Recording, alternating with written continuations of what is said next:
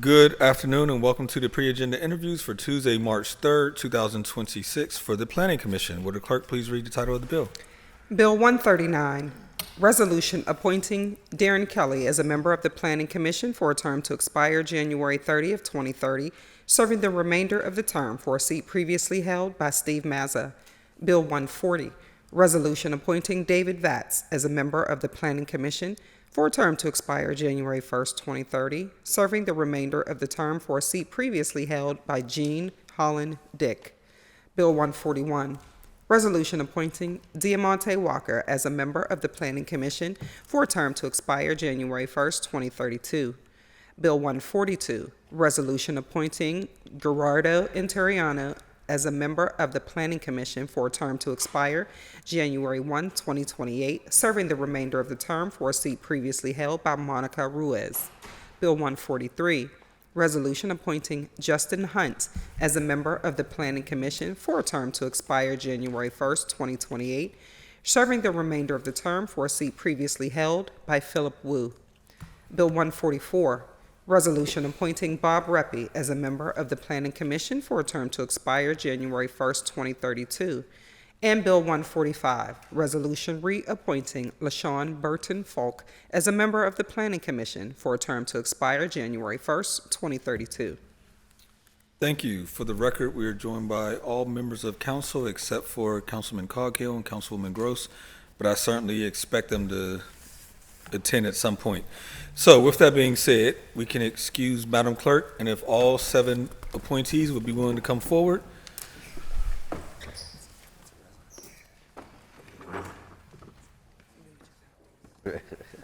Got you.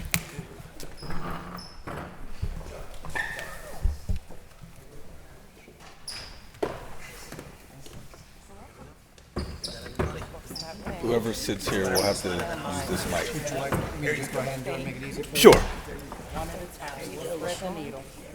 Awesome. Thank you. Thank you, everyone. Slide over. No. We got one more down. One down? Okay. We're going to go to Justin. You'll have to use that. Well, he's coming down.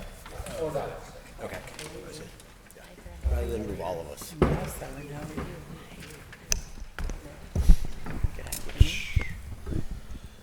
So what we're going to do first, we're going to ask each of you to just introduce yourself, tell us a little bit about yourself and why you're willing to serve on this commission, and then we'll open it up to members for a question and answer.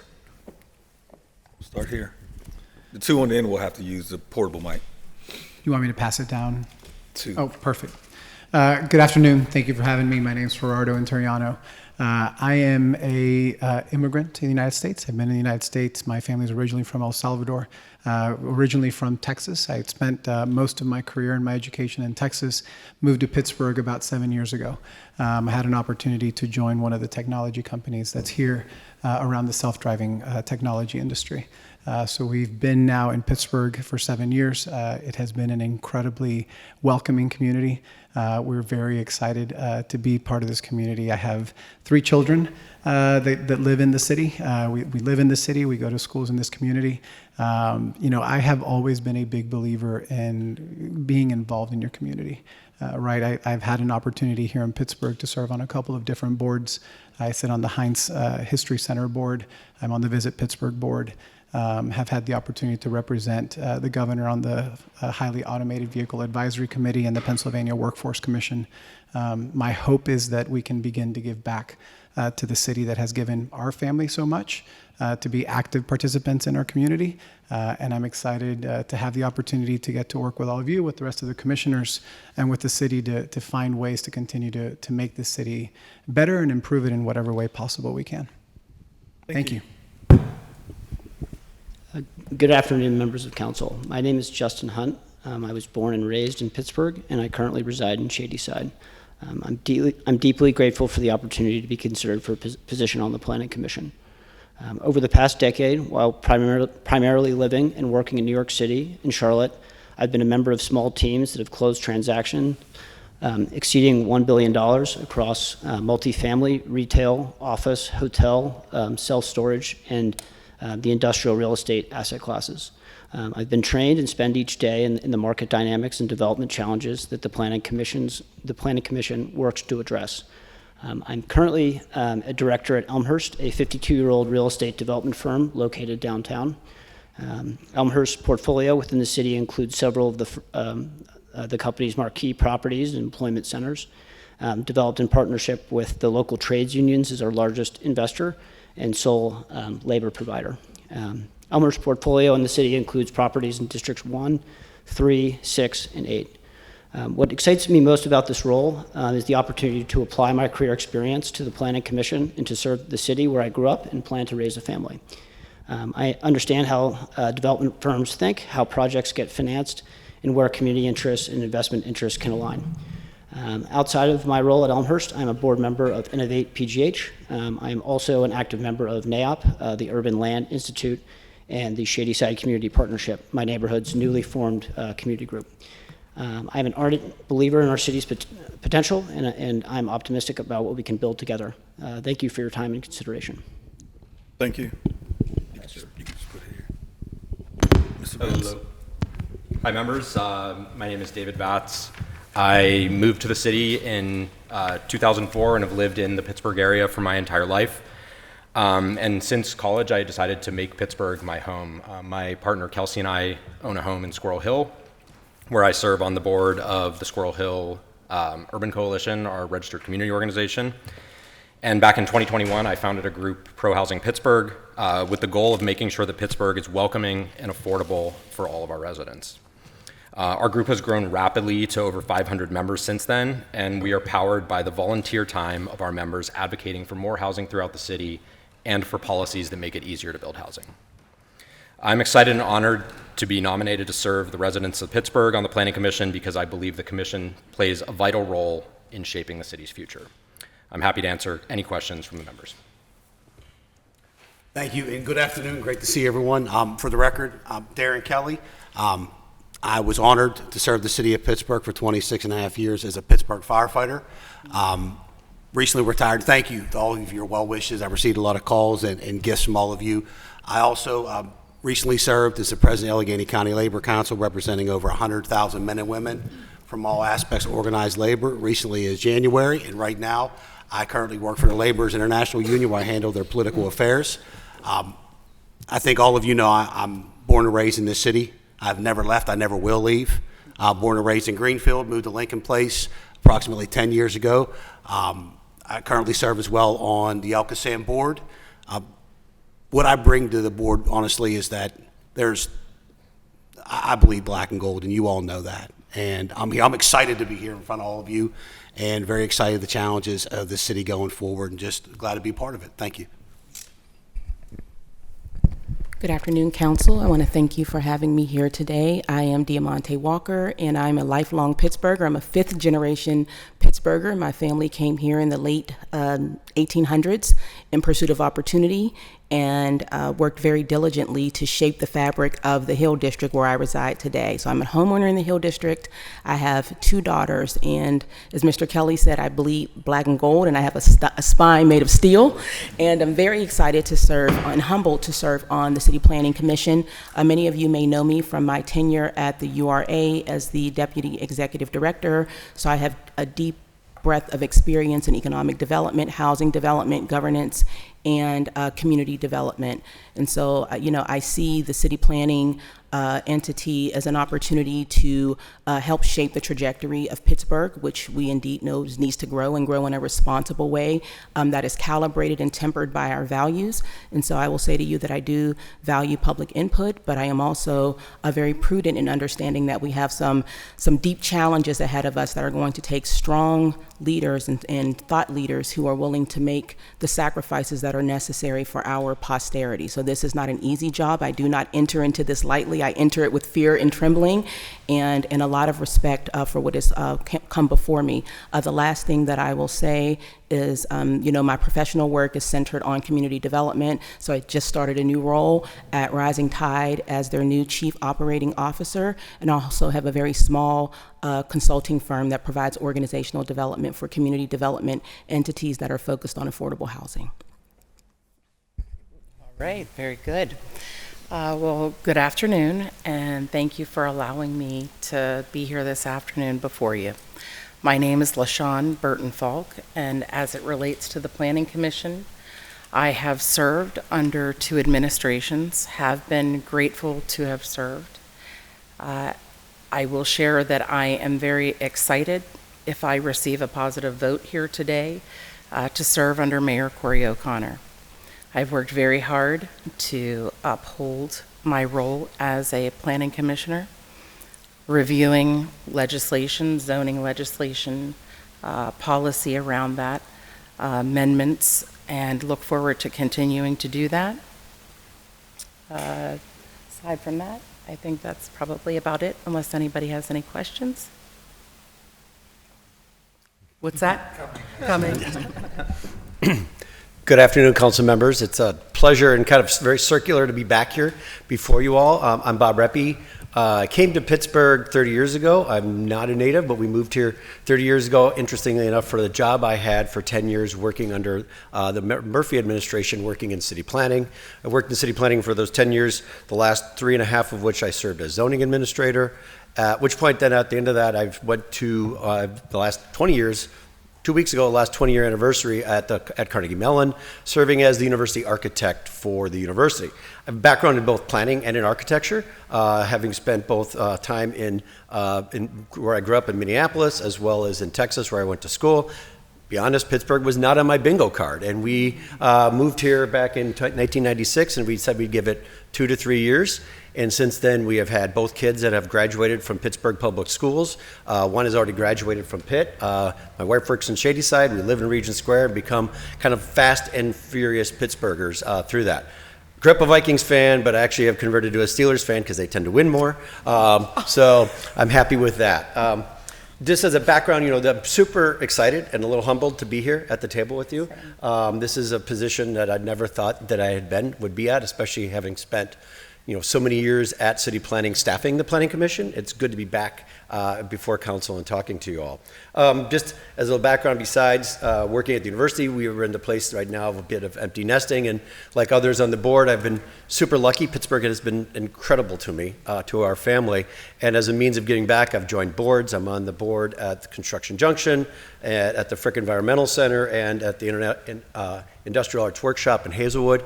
And I will continue to do these things because it's important to continue to build the city in these kind of various ways, both through regulatory, but also through community building at those local levels. Thank you very much. We'll now turn it over to members for questions, and I know Councilman Wilson's on the clock, so we'll let him go first. Thank you, Council President, and thank you for recognizing I have another engagement, so I wanted to make sure I got a question in that I've been thinking about. Looks like a great group of people here. I know I've worked with many of you on several different projects or within neighborhood groups, advocacy groups, so looking forward to the conversation here today. I'll be joining by phone once I leave. So I did have one question. I wrote it down so I get it right. So in a city, and if we could just have a brief answer from each of you, because I think this is an overarching question that I have for everyone. In a city like Pittsburgh, where we need more housing and investment, but folks don't want to, they don't want their neighborhood to change, how are we going to handle that?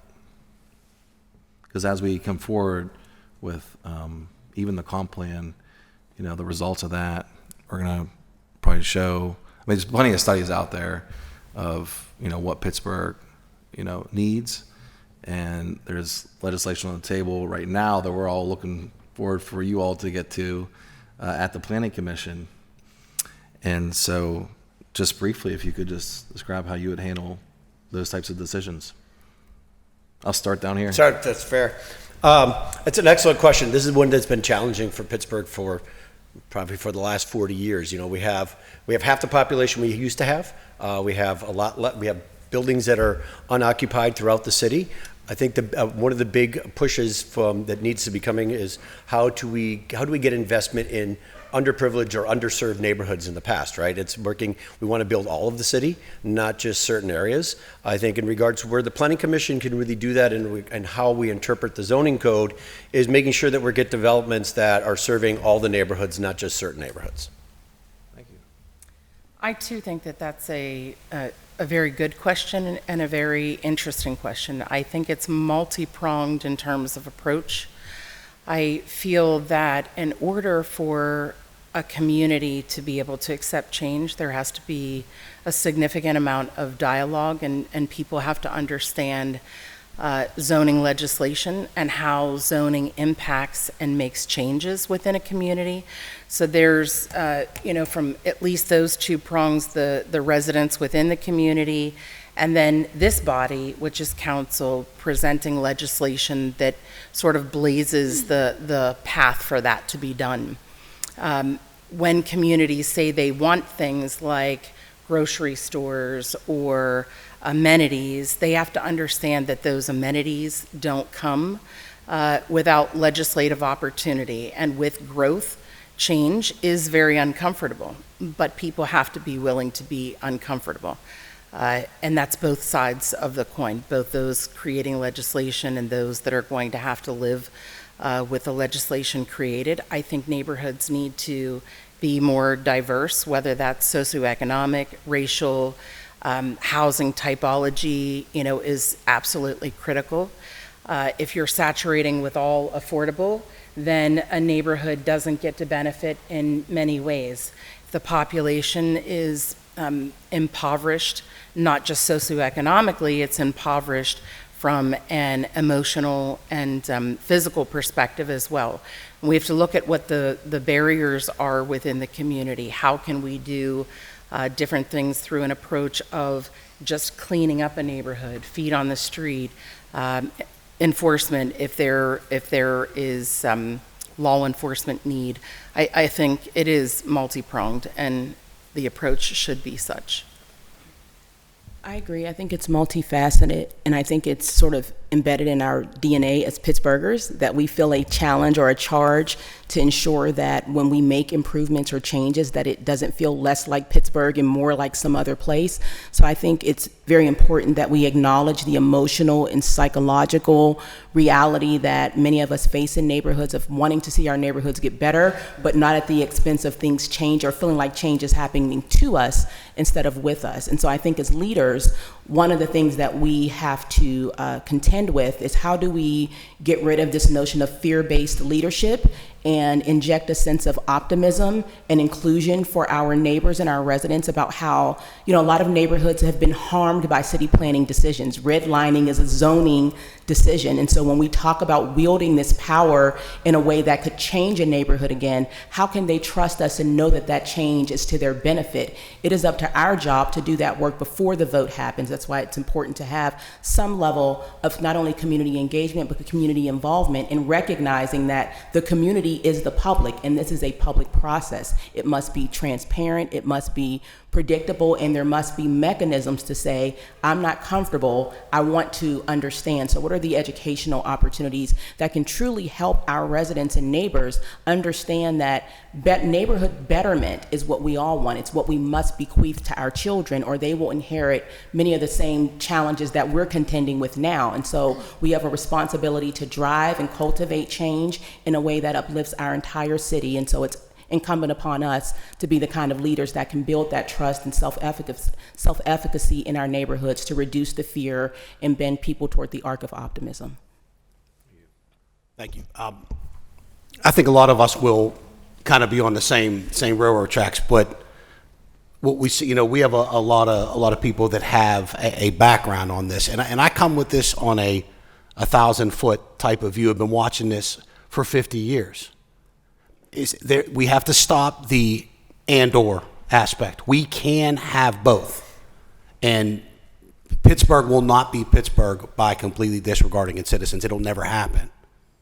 Not just as as our elected representatives, but everywhere we've seen in our great city where change that we can point at and say that is success, there's always going to be a group that says that is not in their minds. We can never disregard that. But, I think we all have a belief that this city is going to go forward. And there's no doubt about that. It's our job to promote going forward. But I think we have to be very careful. There's times that I think we could probably enhance our engagement with our neighborhoods. And that's something that I think all of us will always stand by. And that's where I stand. There's a lot of great that is going to be done, and I think especially amongst this group. But we are also an extent of the people's voice. So, yeah, I think you said it best at the beginning. We desperately need to build more housing in Pittsburgh, and there's overwhelming evidence that building housing is the best way that we can ensure affordability for everybody. I think one of the areas that we really need to work on in general, though, is that I think our rules are so outdated for how we build housing that it turns every single building into an argument, into a political football. Like, ultimately, what we need to be doing is we need to be doing robust public engagement around building the rules and building those rules in such a way that you can build housing, that everything doesn't have to be a variance, that everything isn't unusual. And that will allow us to really advance. And I think, it's incumbent upon all of us as leaders in the community to make the case to people on why it's so important to build housing and why we've been falling behind. And that the zoning code and the standards that we have for building right now are a big reason for that. Councilman Wilson, I think in your question, you correctly emphasize our role in provided an important need for the city, in that being building more housing of all types, and also growing our tax base. I think where it's beholden on us as the Planning Commission and the greater city government as a whole is, again, robust communication between all the many stakeholders involved, both in individual developments, but also in larger scale master plans, as well as city planning. And then I think with others here today emphasize this as well, but I think that's what makes Pittsburgh Pittsburgh, and again, that focus on the community while again driving home the needs that we have here to build more housing and to grow the tax base. Thank you, Councilman. So at the risk of being repetitive, given that I'm the last one here, I think that a lot of the comments have already been made along these lines. But I think, to answer your question directly about the how, right? I think one of our responsibilities is to really understand the why.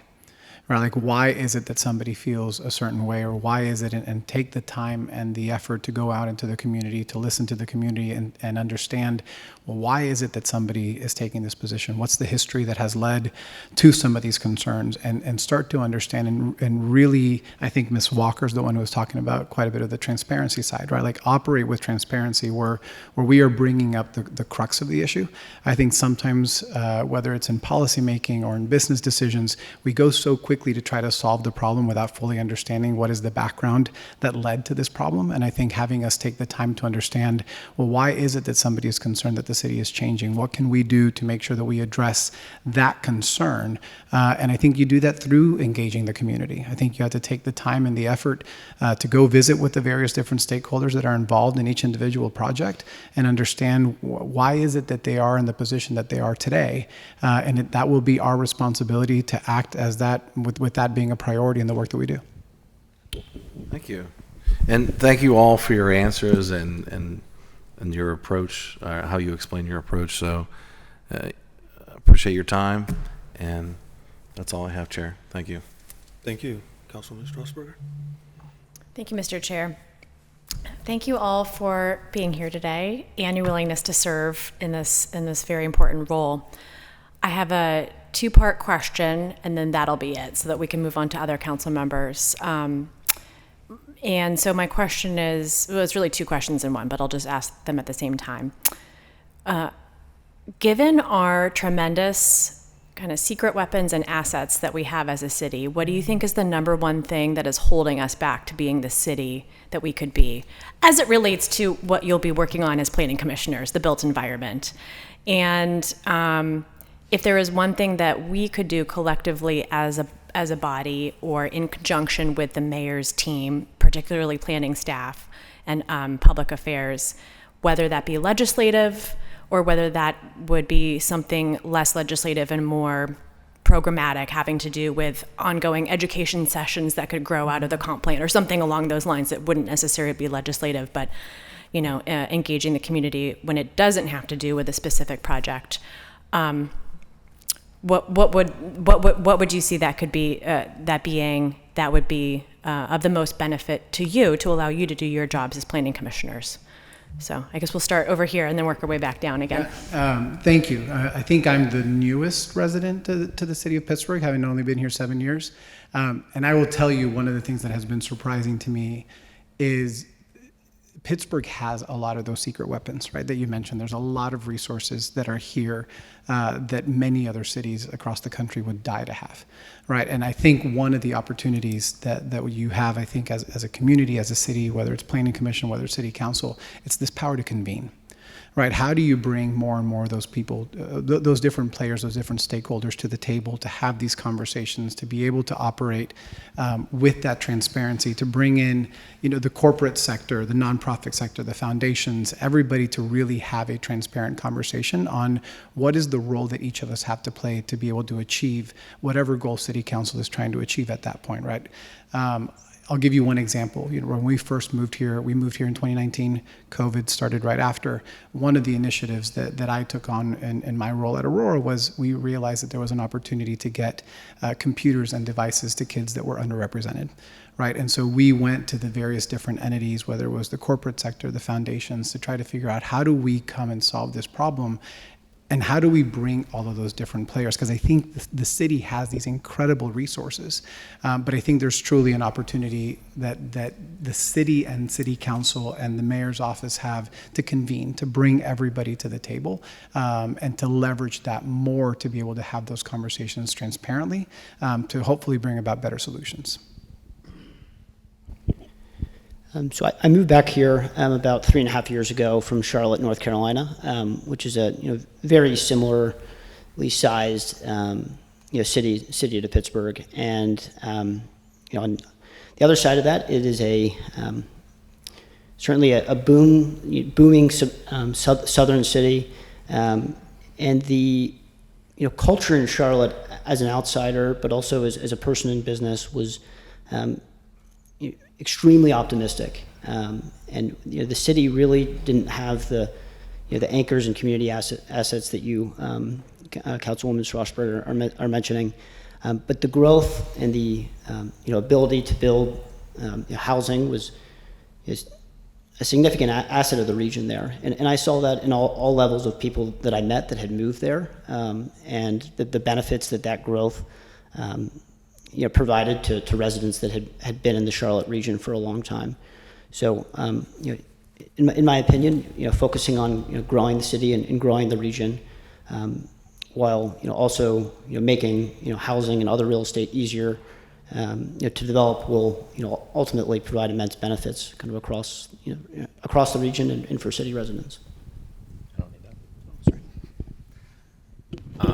One of the things that really strikes me about Pittsburgh, and you see this all the time when people are asking questions like, what's a city that's underrated in America? What's a city that I haven't been to that I should go to? And without fail, every time Pittsburgh is mentioned in that. And, I think like what Justin and Gerardo was saying, like, I'm very optimistic about the future of Pittsburgh. I think we can be so much more than we are because we have the right bones. We have the institutions. We're a walkable city where a lot of people get around without cars. We're not, sprawled out the way a lot of Sunbelt cities are. We have all of the building blocks, but we're falling behind similar cities to ours. We're falling behind cities like Columbus, like Cincinnati, like Cleveland, like Buffalo. And part of the reason is we've made it really hard to build housing in our city, and those other cities have made specific reforms to change that. Cleveland is a good example of a city that has revitalized their downtown by fixing up existing buildings that were no longer being used by offices. We're now starting to do that in Pittsburgh, but we're many, many years behind them. And so it's incumbent upon us, and I think upon council, to think about how can we reform the code, how can we change the rules to make it easier to build housing so that we can take advantage of some of those great advantages that we already have. Thank you. To bring a different dynamic is that I know that right now this, speaking of housing, is the hot topic. We understand that, and I'm not naive, but we cannot, there is other aspects of what this commission will be here for. And when we talk about our city, there is a lot of things that we can do. And we always say one of our challenges is our topography, right? It's also one of its biggest advantages. You ask what you can do working with railroads, working with different companies to allow us to, through regulations of that, there's a lot of things that hamper how we develop or how we could develop that are laws that can't be controlled here. But another thing is that when we're talking about the housing end is that we all know that one of the biggest things that we're dealing with in every one of our neighborhoods, and it might not be something that we deal with at this planning commission, that is blight. And that is landlords all around this, damn country that have exploited our people for far too long. They're not responsible. That's what we can do. As far as what this council can do is that hold people that have made fortunes off of what they thought was our demise, the 60s, 70s, 80s, and to where we're at now, have priced out it wasn't what we look at as a office building or something of that nature did this. These were people that had no invested interest in our success and took their money and success to other parts of this country. So that's what I look at. I'm sorry, I know I got off on a different tangent, but it is part of what all of our philosophy is that we're open for business, we're not open for exploitation.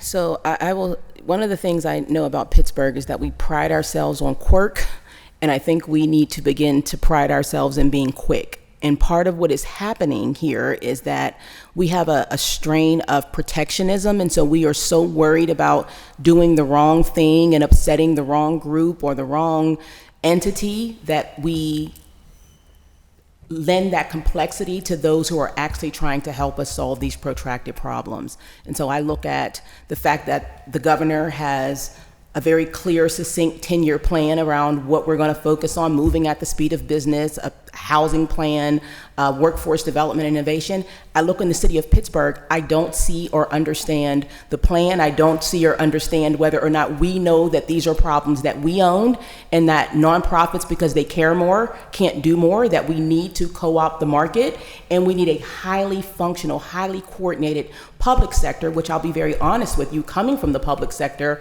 after 7 to 10 years, it is completely dysfunctional. And so a lot of what we talk about and a lot of what we blame, it's actually in our own backyards. And so I want to see intergovernmental agreements that begin to address blight, that talk about how to create jobs, and that we don't look at housing as our singular problem. The housing issue is a symptom of a broader issue that we are not addressing because we want to be quirky and we have not yet learned how to be quick.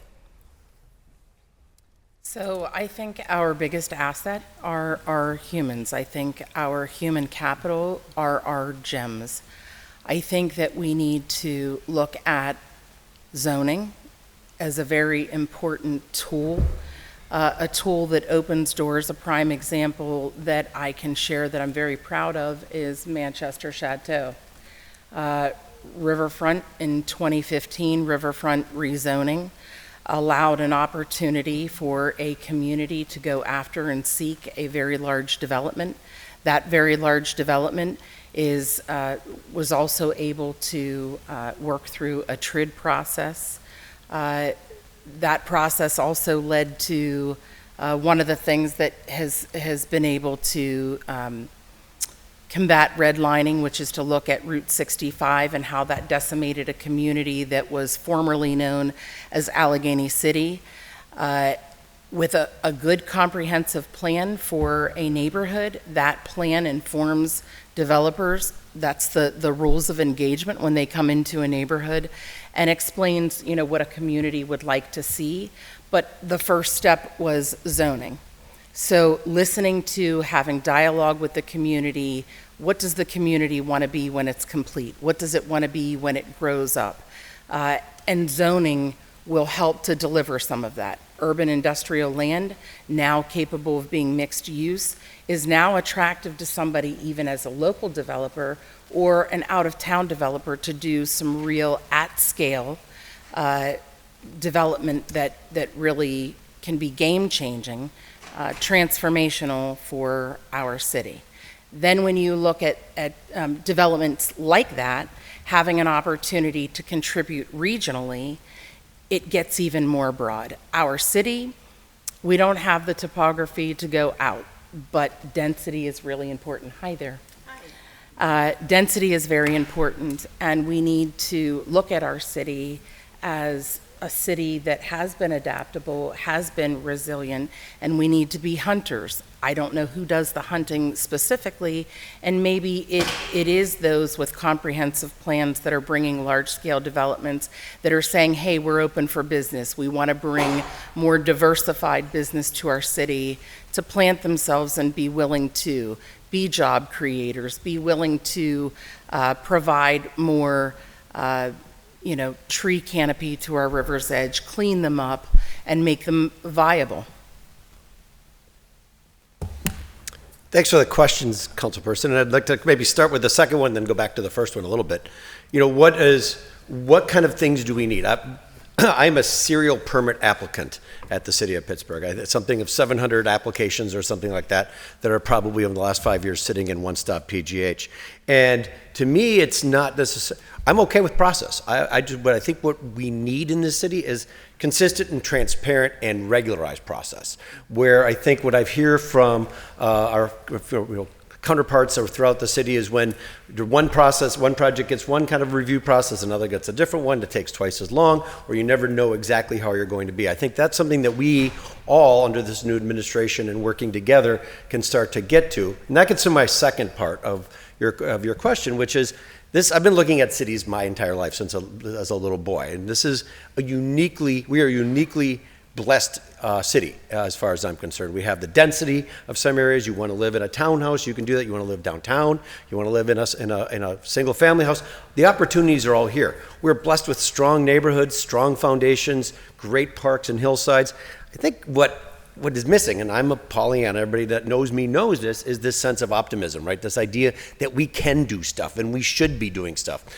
When I joined city planning almost 30 years ago, one of the first things that Mayor Murphy told me at that time was, he said, I do not want to manage decline.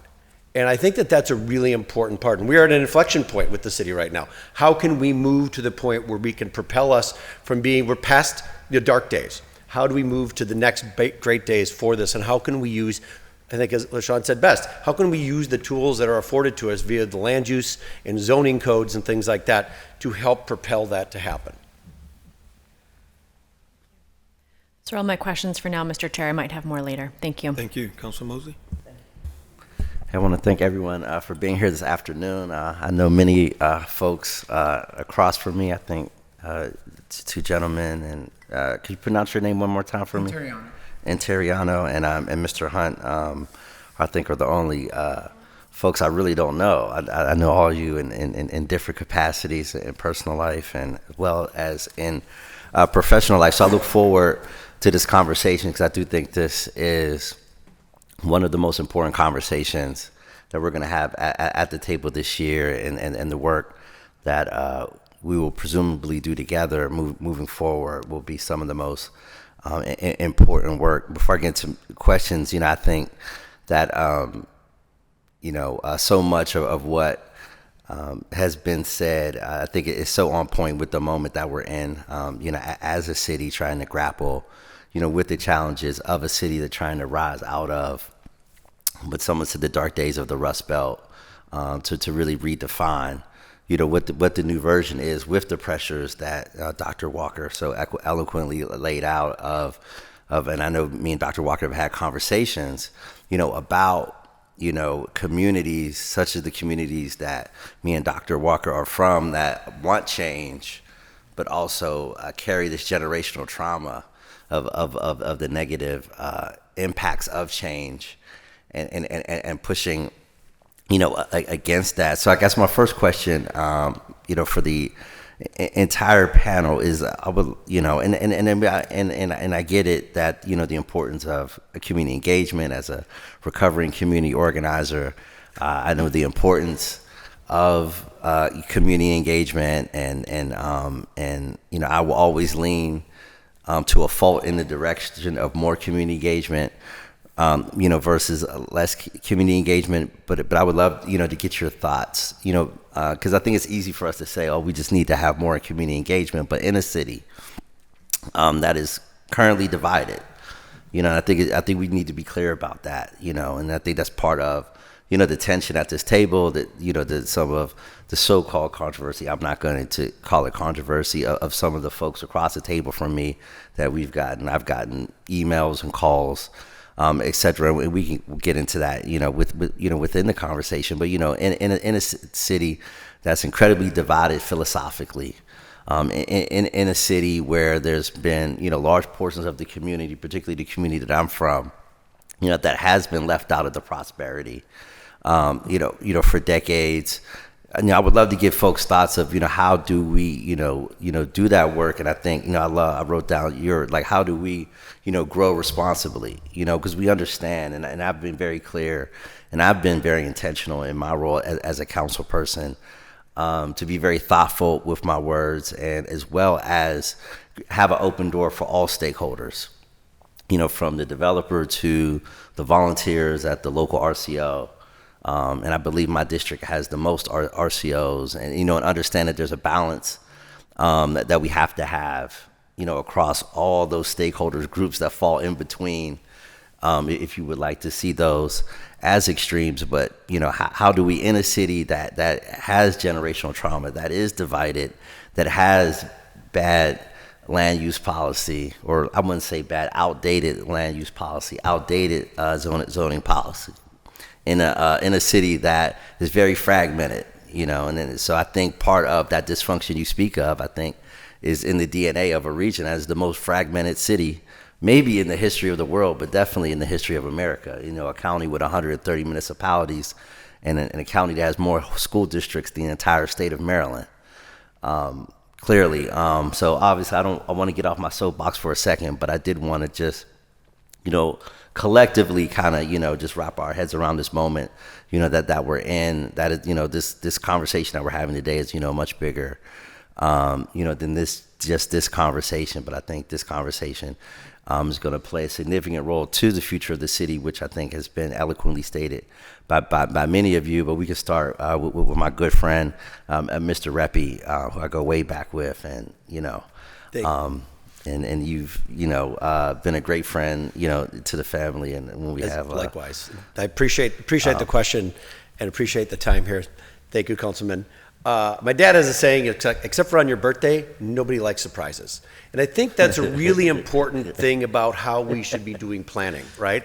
On this idea that we shouldn't be sneaking things on. People don't want things dropped on them. And it takes time and effort to do that work, to talk, to listen, and to collaborate. And I think that it's going to be incumbent upon a lot of the folks, not only at the commission level and council level, but also at the staff level, to do the work of working with neighbors, working with the partners in the development, not just the community organizers, but also developers, and bringing those together. I remember many times back when my children were very little and I had multiple evening meetings working at the city and coming home, and remember my wife asked me once, it's like, why are you doing all these evening meetings? I said, because I would rather have 100 evening meetings than have one bad council meeting. No offense to my friends here at council, right? But the idea being that it takes, we have the obligation to do the work of outreach. And I think that that's an important part of what we do, so that we can make sure that everybody is on board with as we move forward. We don't always have to agree. People are not always going to agree, but we should not be surprising people. I agree. This brings me back to Manchester Chateau, my community, very specifically, having gone through, starting in 2017 and in 2019, we completed a neighborhood comprehensive plan. But that plan took 24 months. We structured the plan in such a way that we looked at pillars that were very important to the community. Again, seeing what they wanted to be when they were complete, or when the community sort of grows up, so to speak. And each of those categories of focus met consistently and for many weeks at a time. You're going to find, just as Bob mentioned, that everything isn't going to be important to everybody. Transportation might be important to one group, development might be important to another group, but you've got to be there. You've got to be available. You've got to be engaging.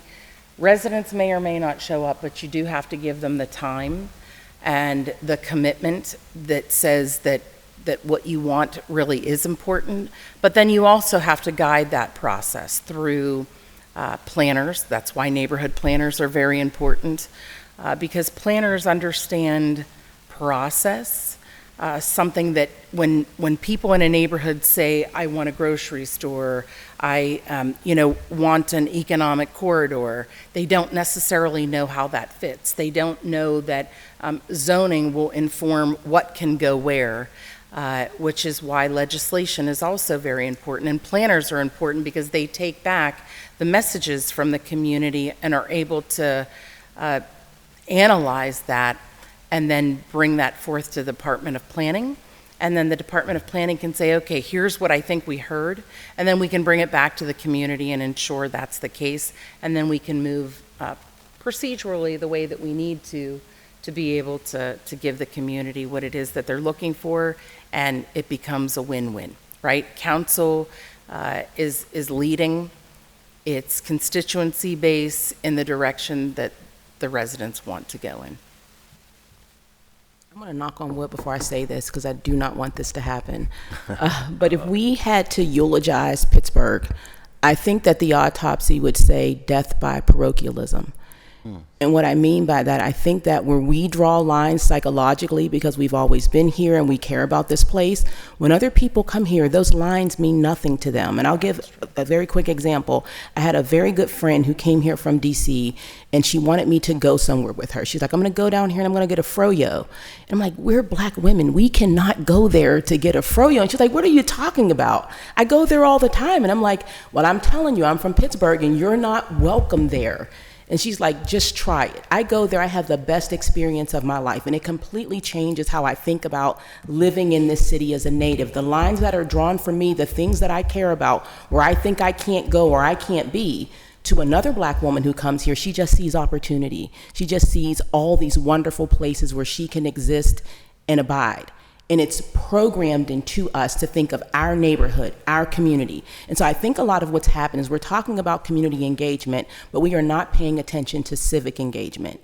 And we are sort of doubling down on the issue. Yes, we need process for people to give feedback and to be incorporated, but we have a civic responsibility to leave this place better than how we found it. And if we are not careful, we will allow community engagement to become this tool that keeps us from doing the very thing that we want to do. Community input is important. Public input is important. Let's be thoughtful about how we do that. But let's not create this monster that says, let the community who's already gridlocked into how we think and how we behave keep us from the opportunities that are on the table, and our children will not understand some of these divisible lines, right? We're teaching them these things. So we need one strategy, one look, and it's cliche, but sort of this notion of one unified Pittsburgh. We're creating a city, not an amalgamation of 90 different, unique, distinct neighborhoods. If we do this right and we do this well, we can breathe new life into community and get a better, more civically engaged process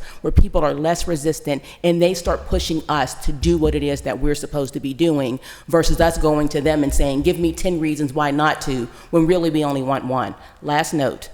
When we do a choice neighborhood and the federal government says, I'll put $30 million in, you don't get a lot of community resistance. We need to be a choice city. When the resources are clear and the alignment is clear, people coalesce around that. They fuss, they fight, they argue, but when we're thoughtful, everybody starts to put in the work that's necessary to be done, and you get the kind of transformation that we've seen in the East End. Why don't we have that transformation in the North Side? Why don't we have that transformation in the Hill District? Why is that transformation not in Uptown? Why is it not in Lorimer? Because we're not treating ourselves like a city of choice, and I don't want us to use the community engagement process to continue doubling down on that. To add on a little, what the doctor was making some amazing points, and I know that it's easy for me to sit here and talk about, yes, more communication. We've heard that. You know, development, no matter it is for housing or it is for commercial, it's not a book. It doesn't have a beginning and an end. It's just like the life of a tree. You don't plant a tree just to look at the stump. You plant a tree to watch it grow, and things go around it. That is what the true definition of investment and development is supposed to be. Do I think that, you know, our residents are no different than anyone else? You know, they want to be able to see what, if they are losing something, what am I losing and what will be replaced? Yes. Is it better? Yes. We are not in the business of standing still. And that goes hand in hand. We were talking about as far as abandoned homes and things of that nature. But, you know, yeah, naturally it is a human instinct as city, as we are, that having something taken away from you is bad. Because for a long time that the answers weren't fulfilled. Mm-hmm. I just think that as we go forward, that we are open-minded to a point where we need to look at what this development will be 5 years down the line, and it is the job of the developer to prove that. Councilman, I think that public engagement and community input is a necessary and critical part of the land use process. And for my part, what I'd really like to see is the process be more inclusive of everyone. And let me tell you what I mean by that. Not everybody has the ability to show up at a hearing at 1:30 p.m. on a Tuesday. Not everybody has the ability to show up at a community meeting at 7 p.m. on a Wednesday night. You know, people have job responsibilities, they have childcare responsibilities. And I think a lot of times we center our community engagement around who can show up to a meeting as opposed to really trying to solicit feedback from people. And, you know, I think ultimately that leads to outcomes that are not always in the public's best interest. You know, we need to think about how can we engage people in a more inclusive way, as opposed to, you know, only through who shows up to speak. Councilman Mosley, nice to meet you as well. Yeah. And to address your question, you know, I believe that, you know, as commissioners, it's our responsibility to do our best to understand the history and state, you know, current state of each neighborhood within the city. You know, especially those neighborhoods that haven't seen, you know, the level of investment as others. You know, for the problems that I think that we're discussing here today, it's going to take, you know, really, you know, all of us as residents of the city and you know, folks from outside the city as well to tackle these problems. I mean that from both, you know, multiple levels of government as well as the private sector. For this table, I think that means, you know, effective and, you know, modern zoning policy and you know, permit.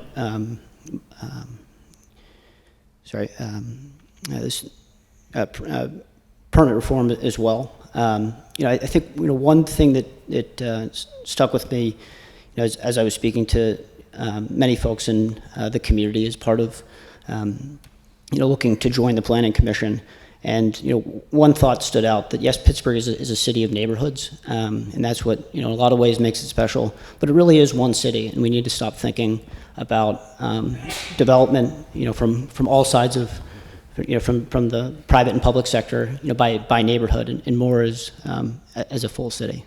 Thank you. Councilman, thank you. Great to meet you as well. I think the thing that excites me about this opportunity, and I look forward to visiting more with you and learning from you, is that history. Or like the reality is that we have to begin by accepting that every individual, every community has their own life experience, their own history that has led to the positions and the viewpoints that they have. And I think it's important for us to understand exactly what that is, right? Like, why is it that these communities have these views, and what can we do in this process to, I think, you know, what Mr. Reppy was saying, make the process more predictable. Like, have folks understand, hey, this is what that process is going to look like. Operate with that transparency so that they know when they come before the commission, when they bring projects before here, they know what to expect, right? And I think that that's what leads to building more unity across the city. I mean, Dr. Walker, I apologize for calling you Mrs. Walker earlier and not Dr. Walker. I think her point about, you know, coming to a city as an outsider, I came to Pittsburgh and I didn't see many of those lines. That doesn't mean that they don't exist. Right? Like that is the reality for a lot of folks in the community. And even though I may not have seen them when I first came to the city, it's incumbent on me, even more so now in this position, to understand why, to understand what those are, and to be sensitive to the fact that that is another individual, that is another citizen's reality, even though it may not be mine. Thank you. And I'll just have one or two other questions because I know there's a lot of questions and I don't want to take up all the oxygen. I guess my next question, is about, what I think is really, the 800-pound gorilla in the room is this debate that we've been having across the city. It's a debate that we've been having at this table. I feel like it's probably been the most contentious debate that we've had over the last 12 to 18 months, particularly my time and my 2+ the years on council is how do we balance the need for growth. I think we all agree the city needs to grow. We don't want to stay at 300,000 people when we have an infrastructure for, I think at the 1950 census was about 676,000, so actually closer to 700,000 than 600,000. So that's the infrastructure that we stand on and ride on is built for more than twice as many people that live in the city as it exists right now. So just that fact alone obviously calls for a need for us to grow. But obviously, because of the generational trauma and the red line and policies and things that have created this situation where even though if you go to San Francisco or you go to Minneapolis or go to Charlotte and you talk about the housing crisis in Pittsburgh, obviously every publication says this is the most affordable big city in the country. But I know when you go to my constituents in Homewood and Lincoln Leamington and Larimer and parts of East Liberty, that I can bring the stack of every newspaper and magazine in the country that talks about the affordability in Pittsburgh. And even if I have the eloquence of Dr. Walker trying to explain why, I'm going to have a really hard time, explaining, why is that the case? So my question is, your thoughts of, how can we, in an authentic way, address the need to grow while also addressing this real anxiety, this real fear. And that's a lot of the pushback that we get, some of the pushback that you get from some of the comments that have you made. And I'm not here to cast any aspersions, but just to just to speak to the issue is that in the communities that I serve, is such a fear where in some places, me and Dr. Walker have talked about this in the past, where I have constituents, and that's why we've had our debates about the loop legislation. You shared your feelings. I've shared mine, and one of the reasons why I have been in support of it because I have neighborhoods where folks do not want their property to go up in value. You know what I mean? Which is, obviously kind of counterintuitive to the idea of buying property and generating wealth. Because they feel like their taxes are going to go up, which makes it harder for me to push that housing project that maybe ProHousing is actually in support of. Because I have residents that say, no, I bought this house for $30,000 in 1970, and I wanted to stay assessed at $30,000 into perpetuity. So I'm not speaking, to it to be flippant or anything like that, but there's a real fear that I think is a huge obstacle, which is creating a lot of the tension that we have around this table and we have around the city, when, a new project is proposed that may check all the boxes and may be a great project and people are in fear of that. So I would love to get your thoughts of, tangible things that we can do to really, close that gap and create the vision of Shane Phillips, when he talks about, how the hell do we, create a table where we have NIOP and the housing justice table at the same table, rowing in the same direction, saying this is something that we're both for, because the reality of the situation is, we don't have that. And I have a lot of respect for NAIOP, and I definitely have a ton of respect for the housing justice table, folks I work with very closely on a myriad of issues in my district. So I apologize for more preaching than inquiry, but this is just such an important topic in my district. But I would love to get your thoughts of really how do we balance like this incessant tension that we have in this city, where so many folks feel like it's one or the other. We're either going to grow and ignore the affordability issue, or we're going to go all in on the affordability issue and not worry about growth. I'd be happy to start. I think I have a simple answer to a very complex problem, okay? So, ultimately, if it's hard to build market rate housing, it's also hard to build affordable housing. Correct. You don't get to choose one or the other. Our zoning code applies to both of them. Yes. And so we need to make it easier to build housing, and that's going to make it easier for us to build affordable housing. It's going to make it easier for us to build mixed income housing, and it's going to make it easier for us to build market housing. I also think that it's important that we communicate to people that the decision to build nothing does not make it more affordable. It makes it less affordable. If you don't build, people with money will go in and buy the houses. They will fix up the houses, and they will displace the existing residents. If you don't build to satisfy the demand that there is for housing in our city, that's just going to mean that everybody is going to pay more. That is, at the end of the day, what's going to happen. The other thing that you mentioned, like what can we do to help ease some of this tension? I think one important thing, that especially members of council and the mayor's office can do is think about how do we advocate to the state and to our federal officials for more funding for deeply affordable housing. That's, a critical problem that we have. We don't have enough deeply affordable housing. We're talking like 30% AMI housing. We don't have enough of it. And we don't have the money as the city to build it. We need more money from the state government, more money from the federal government to help to bridge some of those gaps. So, I think that's what I would say to your question. I know it's a lot of pieces to that, but yeah. Anybody else want to take it? Go ahead. Everyone doesn't have to feel, It's kind of like what I would say. I still will die on the hill of it doesn't have to be either or. Getting there is I understand that, and that's I think a few of us that are not. This isn't somewhere we come up on. Understand that there cannot be such a division. We understand that. There's no doubt. There's no doubt about it. But I'm not afraid to say we have some stuff to learn. But I just think that it's almost identified right off the bat. No matter what happens, the wall's up, boom, and that's just it can't be. Go ahead. One of the things I was hoping to see happen, particularly with the legislation around the tax. Being patient around tax increases, the loop legislation.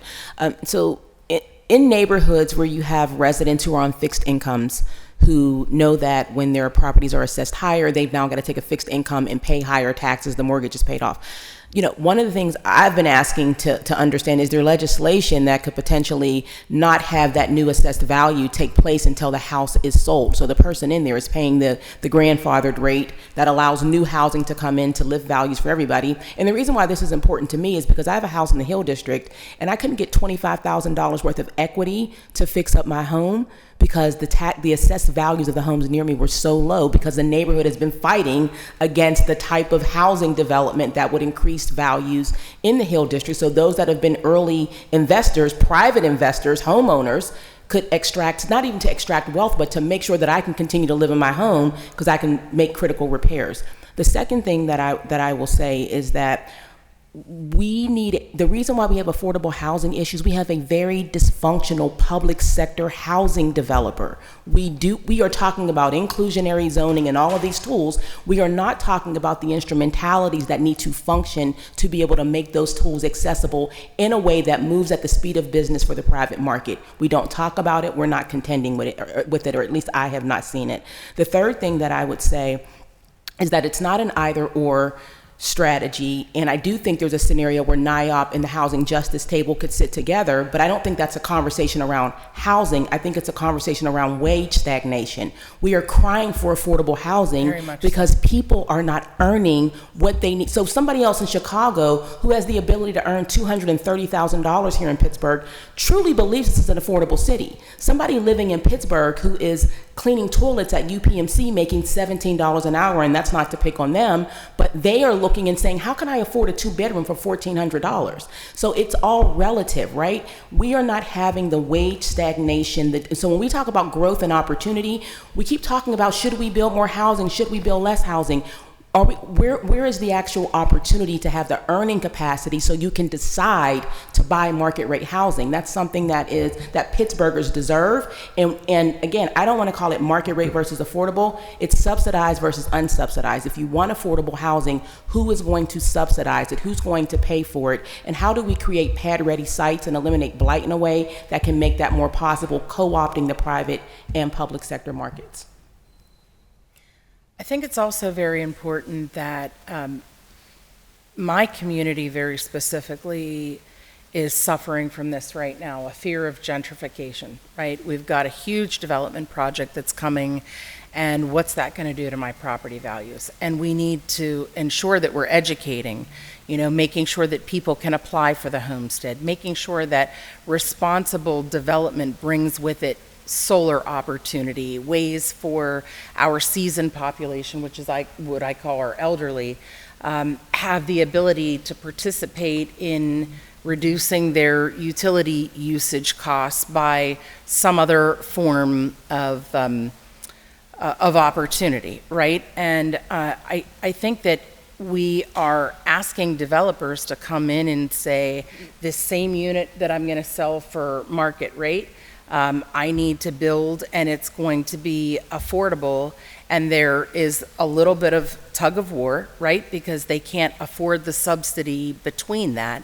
But we need to begin to stack tools that we have, like the Housing Authority, for instance, has where you don't have to be a Housing Authority resident, but you can take part in, up to $80,000 worth of funds that could help someone to purchase. You look at your housing opportunity funds, you've got to layer and stack all the resources that are out there. And yes, that alone doesn't get you there, but just like housing and neighborhoods and diversifying socioeconomically and in every other way, there is no one right answer. There is no one wrong answer, with the exception of if we are, not taking a little bit and putting a little bit on our plate to make a full plate, then, nobody's ever going to be satisfied. So we've got to figure out how to do that and extract from different resources to make everyone full.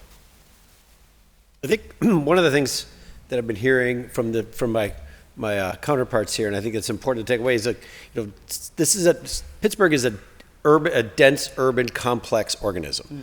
And there's not one magic bullet that's going to solve all of our problems. And I think it's the role of the Planning Commission to organize and work with staff to organize the various multi-pronged approaches that can be taken.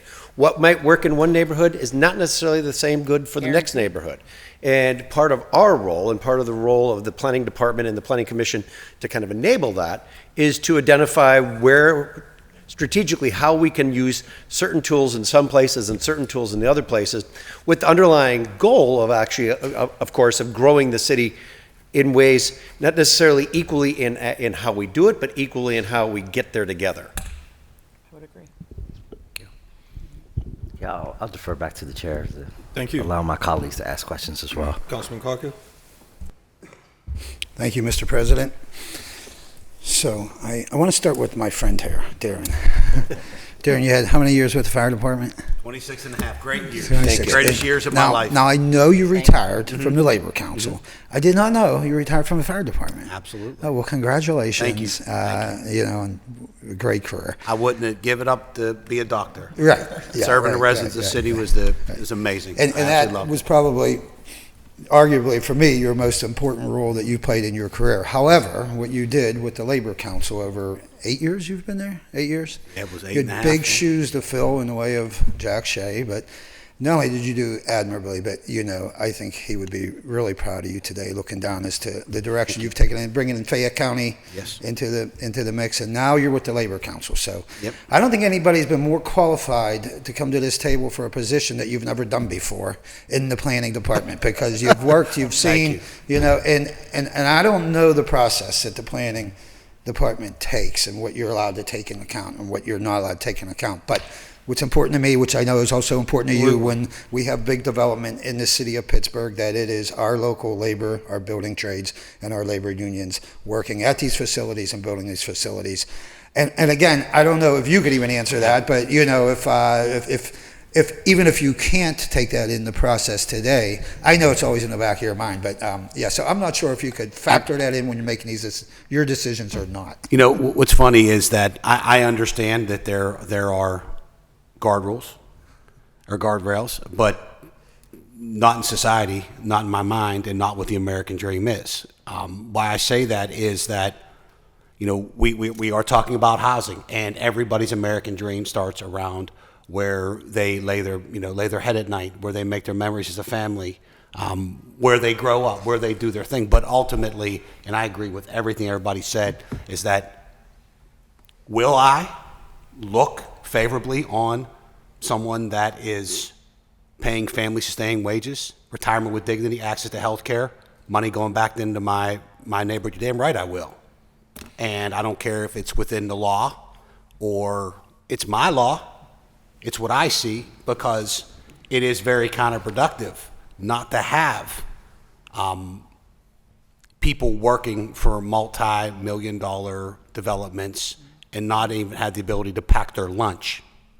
No, it is I will always believe on a trickle-out aspect of our economy, and because it's development's supposed to spearhead not just homes or businesses, it's supposed to feed into what we look at as the American dream. And I was going to say that, but that's that is a hill that I will die on, not as just as a union leader, but a father, somebody that has taken a knee many times for our city, all of us, because we know nothing goes hand in hand more than your dream or where you raise your family, but your ability to feed it.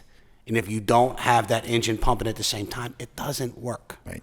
And that's and I'll always say it, because if you, and I don't mean to go on that type of tangent, but the more money you have, the more you spend. Right. The more you spend, the more taxes are made. Right. Your better schools, better roads, better public safety. It's not rocket science, right? And nor should we ever shy away from that.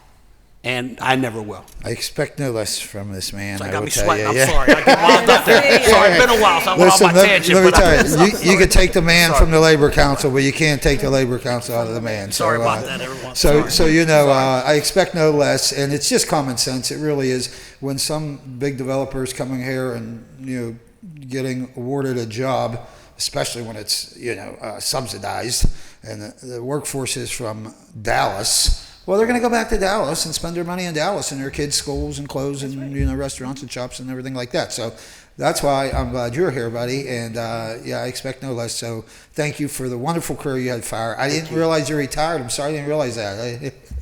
But you were having retirements all over the place for the last month or two. And I didn't go far. Yeah, I don't know any better. And you didn't retire I don't either. know any better. But Yeah. no, in all seriousness, to everyone at the council, Yeah. majority of the members called me, but to be honest with you, I should. My thanks to the city residents. Right. It was the greatest honor to serve this population. Absolutely. For 26 years, it made me everything I am. So Absolutely. that's why I'm here. Yeah. I don't care if I had $10 million. I wouldn't be in Florida. This is my home. This is my home. Right. Okay. Well, thank you. Thank you so much, Mr. Kelly. I guess Thank you, I got to sir. call you now. No, never. Yeah. Never. I'm there. You always be there Thank to me you, when sir. we're, So to the rest of the Sean, I want to, congratulate you on the Esplanade. That I know you were facing opposition there. To me, I feel like that was such a growth. It's going to be such a growth spurt for the city of Pittsburgh, expanding down the Ohio River. There's, just ripe for development there. I travel that way every day, and you're right, 65 kind of shut it off from the whole. I take in count you made Manchester happy, the neighborhood happy as to, benefits that they might be receiving. I know our council president was heavily involved in that too. Very much but it's all go now. I know they've had the ribbon cutting and all, and congratulations on that. And I know you've served on the board for years now, right? Or the Quite planning some commission. time. Yeah, right, Yes, right, I right, have. right. So welcome, and you'll have my confidence. I And know thank your you. record. Sure. And Dr. Walker, didn't you serve in the URA too? Yes. Okay, I remember. So you too come in uniquely qualified because you've seen a lot of different aspects of government here. So, Mr. Vatz, we're very familiar. We've had many conversations, particularly through the inclusionary zoning debates that we've had over the past year and a half. I appreciated many of your views, I will tell you. And, I'm in agreement with most of your views, I will tell you, as to housing goes, like you say, like you told Councilman Mosley, if you can't build affordable housing, you can't build market rate housing. It all goes together. It's not necessarily just a trickle-down effect. It's just building housing everywhere. Yeah. And, had your name? David. Oh, Justin. Not familiar, Justin? I know you say you're from Charlotte. I'm from Or you Pittsburgh. worked in Charlotte? Yes, but worked in Charlotte. Okay, right. And Charlotte compared to Pittsburgh, is it anything uniquely different about how we approach things here? Or? I would Grab say the microphone. Sorry about that.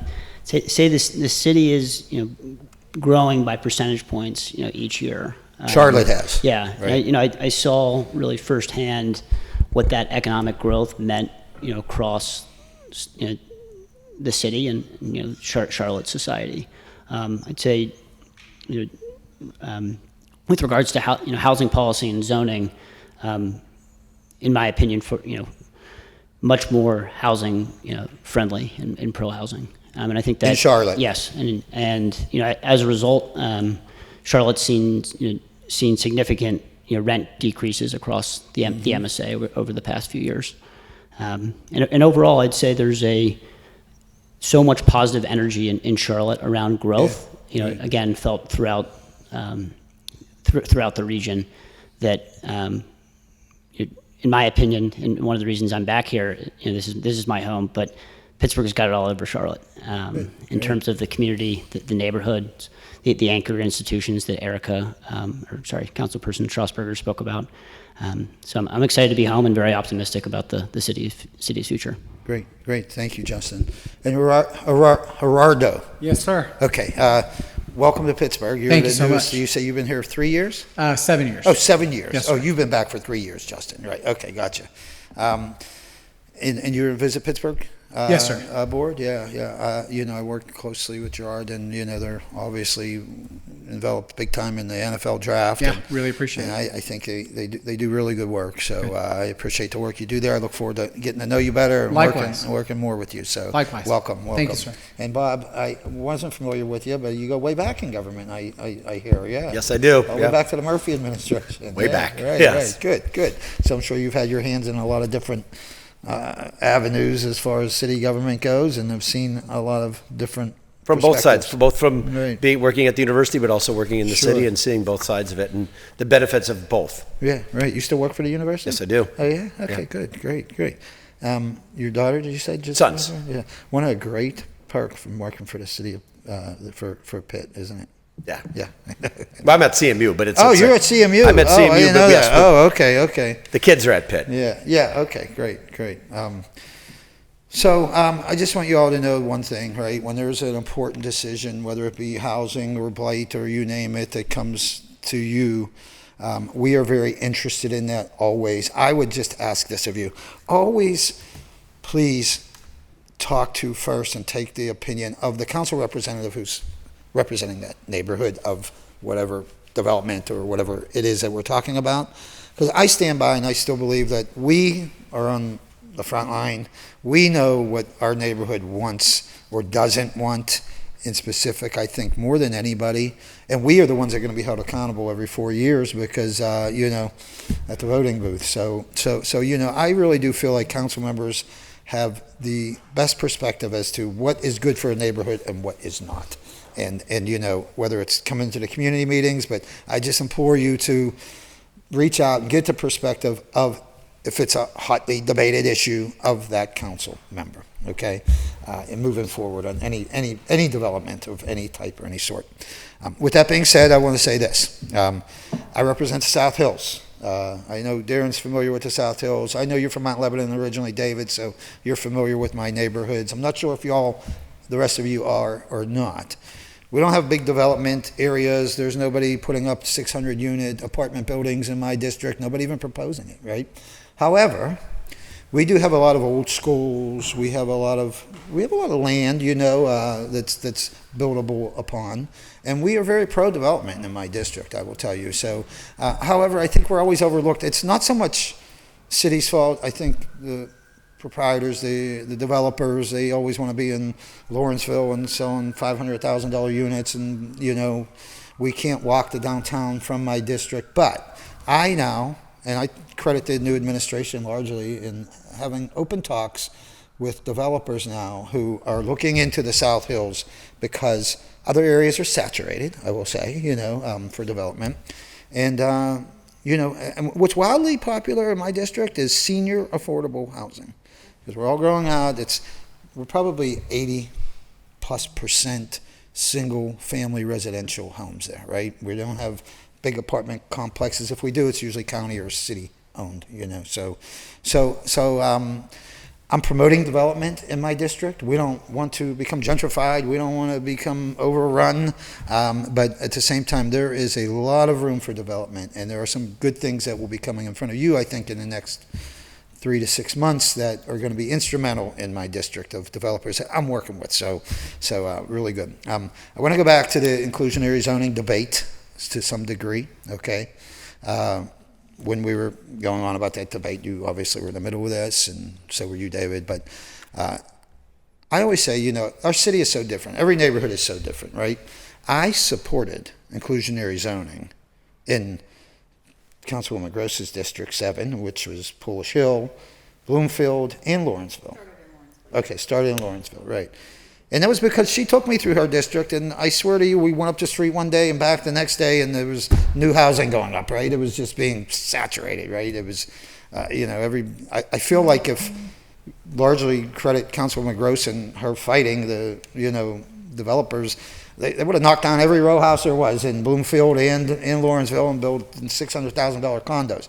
I felt it was appropriate. I voted for it there. I was adamantly against it, as you know, in my district, because it was hard for me to attract development. People were like, I talked to I'm not Capital, I talked to all the developers. Why don't you come over my way, You could build condos here, you build condos there. They want to be able to be in Lawrenceville and, and Bloomfield and, the South Side and all these, I don't know, popular districts for the young people, we'll say. I don't know how to categorize them. But now I see that changing, because I see the expense that it requires to, and especially where it is, selfishly, I didn't vote for it for this reason, but inclusionary zoning, I feel, are like kind of drawing people my way to some degree, because, my neighborhoods don't have it. I was adamantly against it just because it was hard enough for me to attract development as it was. And when we put that on a developer, it was just like the developers I talked to, they were like, just forget it if it goes citywide. So I was against it. I am for it in certain neighborhoods. I feel like there are other neighborhoods that could be added to it, maybe just to curb the development, and maybe spread it out a little bit towards my way and other parts of the city. But I just want to get your thoughts on inclusionary zoning citywide now. It's not in front of us anymore. I hope it doesn't come back in front of us. I would say any council member that feels that their district needs it in a certain neighborhood or certain neighborhoods, I'm likely to be supportive of it, because they're bringing it to us for a reason. So I just want to get your thoughts on inclusionary zoning citywide or not, in just brief. Sure. As I kind of said earlier, inclusionary zoning is a tool. It is one of many tools that the city can bring to bear to bring towards housing development and better housing throughout the city. I look at areas like in Brookline along the boulevard and areas like that, where a focus on business development may be more appropriate, because that's going to help attract people to move to Brookline. right? Or you look at other areas where you're looking at maybe it's more public housing component of kind of changing the dynamics of how public housing has been, as we saw in Manchester over the last 25 years with the Hope 6 development that was done there. There are many tools. There's not one, as I said, there's not one silver bullet that's going to handle all of these things. We need to be looking at all of them and applying them strategically where we need to. Is inclusionary zoning useful in some places? Absolutely. Is it other places? Probably not. There are areas I think that we need to be looking at this strategically. Access to neighborhoods could go long ways towards getting area. One of the things I like to think about or talk about is, Allentown, Belts Hoover, and Knoxville. There's lots of housing up there that is underserved and hard to get to, but could be adding to the roles for the city. So I think it's a multi-dimensional way rather than a one-size-fits-all. Thanks, Bob. Yep.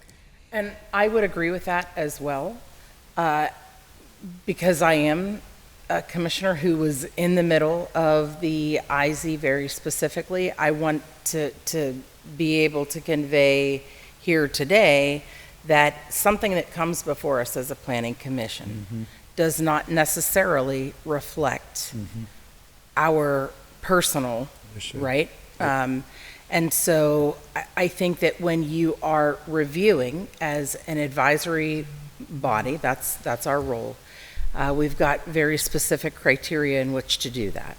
And we looked at it through that lens, and I want to be very careful and mindful because I know the position that some council members may feel as it relates to the IZ and how that may have gone, to just be very clear how I moved as it related to IZ. It was more overarching and based on criteria and procedural process, and we have to have some neutrality when it comes to things that are brought before us, right? Yep. So, thank you. You're welcome. So I've been watching the dialogue and saw the 12-hour meeting and all those things about discussing this important issue. One of the things that I will say is I think it's a bit of a misstep on the part of Pittsburgh to look at inclusionary zoning in isolation. It is one of many tools, and so I get a little bit nervous when we get really excited about one tool that can do one thing, and we are not looking at the full breadth of tools. We're not looking at upzoning. We're not looking at density bonuses. We're not looking at incentives. Is there a public subsidy that is available to signal that a citywide mandate would have resources available to make those projects economically feasible? That is not a part of the conversation right now. I think we've taken the rhetoric around the fact that we know that we're a city that is in need of affordable housing, and we want to see affordable housing available in more neighborhoods other than the obvious neighborhoods. But I think it's also remiss to say that it hasn't been successful when used surgically, and that it is an important tool, and that when you have a very hot market where there is high demand, an inclusionary zoning overlay is not likely to temper that demand because there's so many other things that are working for that market. Our city is not homogeneous, right? Our city has very different topographies, very different needs, very different housing types and neighborhood types that I think we need to be thoughtful about what is the sort of overlay or what is the suite of policies that we should be exploring that could benefit the city, and then how do we deploy them in a way that we're using a scalpel and not a hacksaw, because we could have unintended outcomes that we don't want to create trying to solve a rhetoric issue. Let's get to the root of the issue, and then let's use the tool in a way that makes sense. It makes sense where it's been deployed other areas. And when we hear market response that the market is not comfortable, and I'm going to keep saying it, that our public sector entities are also not aligned and coordinated in a way to make this successful, we could have unintended consequences. And by trying to do the right thing from a rhetoric perspective, we do the wrong thing from a results perspective. So as a commissioner, I want to be thoughtful. I want to hear, I need to be more involved and engaged in the conversation, but I also do not take a homogenous approach, and I don't get excited about one tool that does one specific thing. I want to understand what is the entire toolbox and how do we use it. Thank you. I promise I won't go into that good, that's for sure. But I know that I keep repeating what I'd said. It does not have to be an and or an or. IZ can be used as a sword or a shield. And that's really is the truth. Right. I mean, I think that I think we can see that we don't want to have training wheels on anything. We want to be able to look at each individual aspect and do what we think is the proper thing. As long as whoever's building's using our building trades, and we're fine. Like I said, I'm not going to lie to you. If there is family sustaining wages and it's going back into these neighborhoods, Right. Absolutely. I'll stand on the top of the U.S. Steel building and say, Absolutely. So back in 2024, we produced a policy position on inclusionary zoning where the way that we thought it would be successful is if it were voluntary, if it was fully funded, if it was coupled with upzoning, and if it was coupled with permit streamlining. I think we've talked about this ad nauseum already, so we probably don't have to talk about it much more, but the bill that the mayor produced did not meet those standards for me or for ProHousing Pittsburgh. And so we did not support the mayor's version. We do support Councilwoman Strasburger's version, which I know is supported by a majority of members of council, at least the last council to send it to Planning Commission. And it's because it does meet some of those standards. It has provisions for funding, for dramatic upzoning for these affordable housing developments. It talked about permit streamlining. And it was, I think most importantly, a voluntary program to ensure that you don't kill housing in the process. Right. You want to, first thing, do no harm, right? Make sure that you're not killing projects with a poorly designed policy. Thank you, David. It's my position and thought that housing production is one of the largest issues facing the city, but also really every city across the country. And I think that is likely to be that way for the next 10 to 20 years. As others at the table have said, I think that this issue is going to take a suite of different policy work, both at the city and state level. I'd say that over the past year, I was not a supporter as a member of the industry of the previous mayor's bill. That does not mean that I'm not a supporter of some sort of inclusionary zoning. As others have stated, his policy was unfunded and unsubsidized, with 10% of units at a 50% of AMI level. Over the past 5 years, kind of as we've come out of COVID, construction costs are up 30 to 40%. And while some projects may work with the previous mayor's policy, as a city and as a region, it will result in less both market rate and mixed income and affordable housing as well. Thank you, Justin. Yeah, at the risk of being repetitive, I mean, I think what a lot of folks have I want said, you to be repetitive Great. on this one. Yeah, that's good. it has to be one size does not fit all, right? And I think right. the one thing that I'll say that resonated that you said is, at the end of the day, you are closer to your constituents than anybody else, right? And we have to be willing to work and recognize that what works in one part of the city may not work in the other part, and the unintended consequences are very real, right? If I heard you correctly, I think one of the unintended consequences of the policy actually benefited you, right? And the fact that it moved some of those developments there, but I'd we like have to think that. I don't have proof of that yet. Well, hopefully that's the case, and that was, that is something that you welcomed. But I think it's important to understand what those consequences are, both positive and negative, and recognize that what works in one part of the city may not work in another part of the city. Right. Thank you, Gerardo. For me, the financial security of this city of Pittsburgh doesn't come in the way of raising taxes, and it really comes in the way of attracting people and building housing, right? As you said, Bob, I think it was you said, we're half the population we used to be. So we have half the income coming in, right? So, but we still have the same amount of bills. We still have the same amount. We don't have the same amount of police officers, but we have the same amount of pretty much everything else. Right. So really, I'm looking to loosen up any red tape for building and permitting, and just making sure that development. We are ripe for development in the city of Pittsburgh in all the right and proper ways, of course. And the reason why your recommendations are so important to us, maybe you know or don't know this, some of you, I know you know this, LaShawn, is if you come back with a negative recommendation on something that's very important in my district, it takes us 7 votes to pass that thing. versus 5, That's the majority. So it becomes very difficult to get 7 for no matter the subject. But we usually are supportive of each other and each other's needs. But when it comes to sensitive things like housing and stuff, it's hard to get to 7. So your recommendations are very important to us. I have complete confidence in all of you. I'll be supporting all of you. Thank you for being here today. You all did a really great job. Yep. Thank you. Thank you, Councilman Charlin. Thank you. So I wanted to start off kind of the thing that we've all been talking about. I've got a couple questions for all of you and then a couple questions for some individuals here. One of the things that I see as a major challenge to Pittsburgh, and especially with the district that I represent, is that we desperately need to attract more investment here in Pittsburgh. So I wanted to know from your perspectives as your role as commissioners, how it is that you see your role attracting investment. And if I can add a little levity here, Dr. Walker mentioned something that is very important to me, Froyo.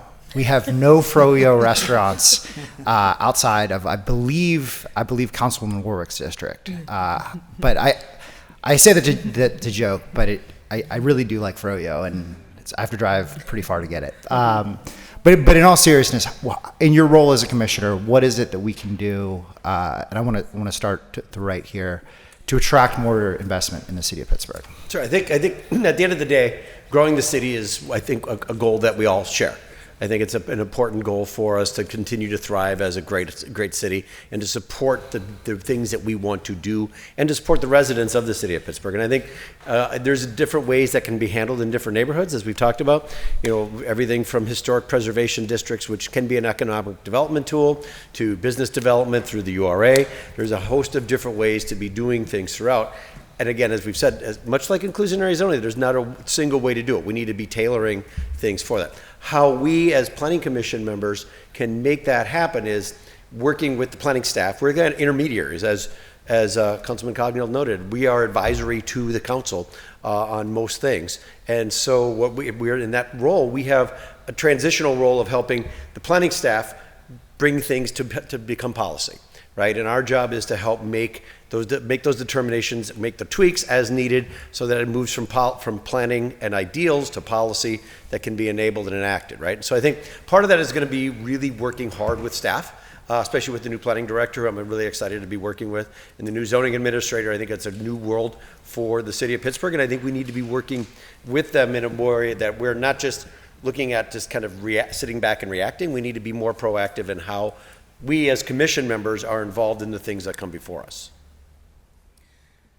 And I think I would answer that by echoing some of what Mr. Reppy is saying, but also adding to something you just finished saying, which is, as commissioners, it's great to work with the planning staff, but if we are also cognizant of the things that are going on within the districts very specifically, maybe doing tours, maybe having commission prior to something coming up, really finding out what the pain points of a neighborhood are, what the positive things of the neighborhood are, so that we're capable with planning staff to ask the right questions that help you as a council member get to where you feel that your constituency base wants to be.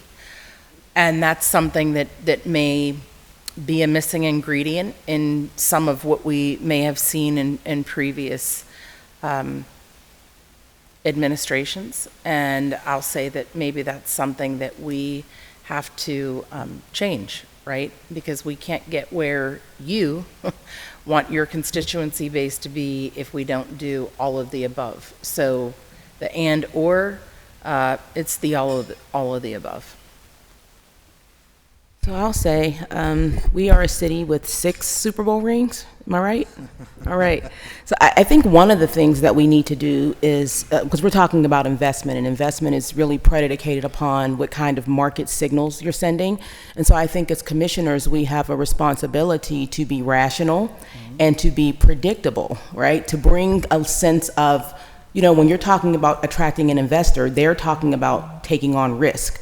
And so in a city like Pittsburgh, where we have a lot of strong opinions about a lot of different things, and we've got a lot of different directions that we want to move in, finding where we have common areas to send the right signals to be competitive. I think sometimes we forget that we're not just building an insular city, we are building a city that is on a national stage that needs to compete with Cleveland and Toledo and Columbus and Indianapolis and DC and Atlanta, and and probably have an easier time competing with Indianapolis than DC. But my point is this: I think we need to think of ourselves in terms of being winners.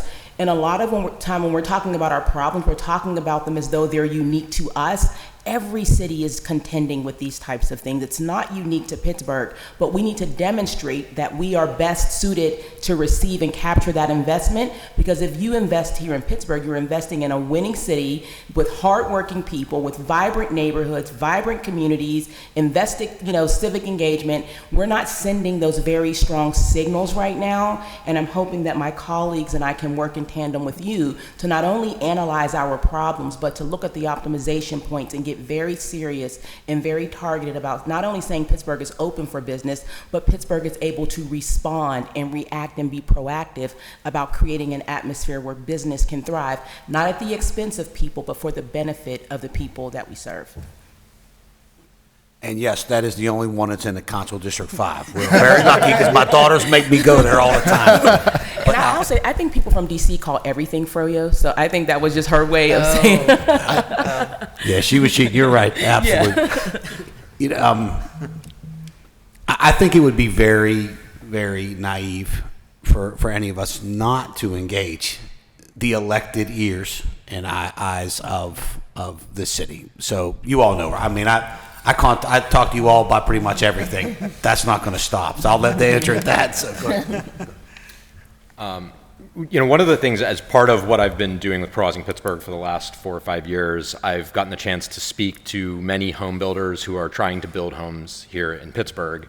And especially, I think sometimes we get, we're very insular in the way that we think about things, but, getting a chance to speak with some of these home builders has given me the perspective of people who build not only in Pittsburgh, but also elsewhere. And the thing that I've heard time and time again is that Pittsburgh is one of the hardest cities to build in the country.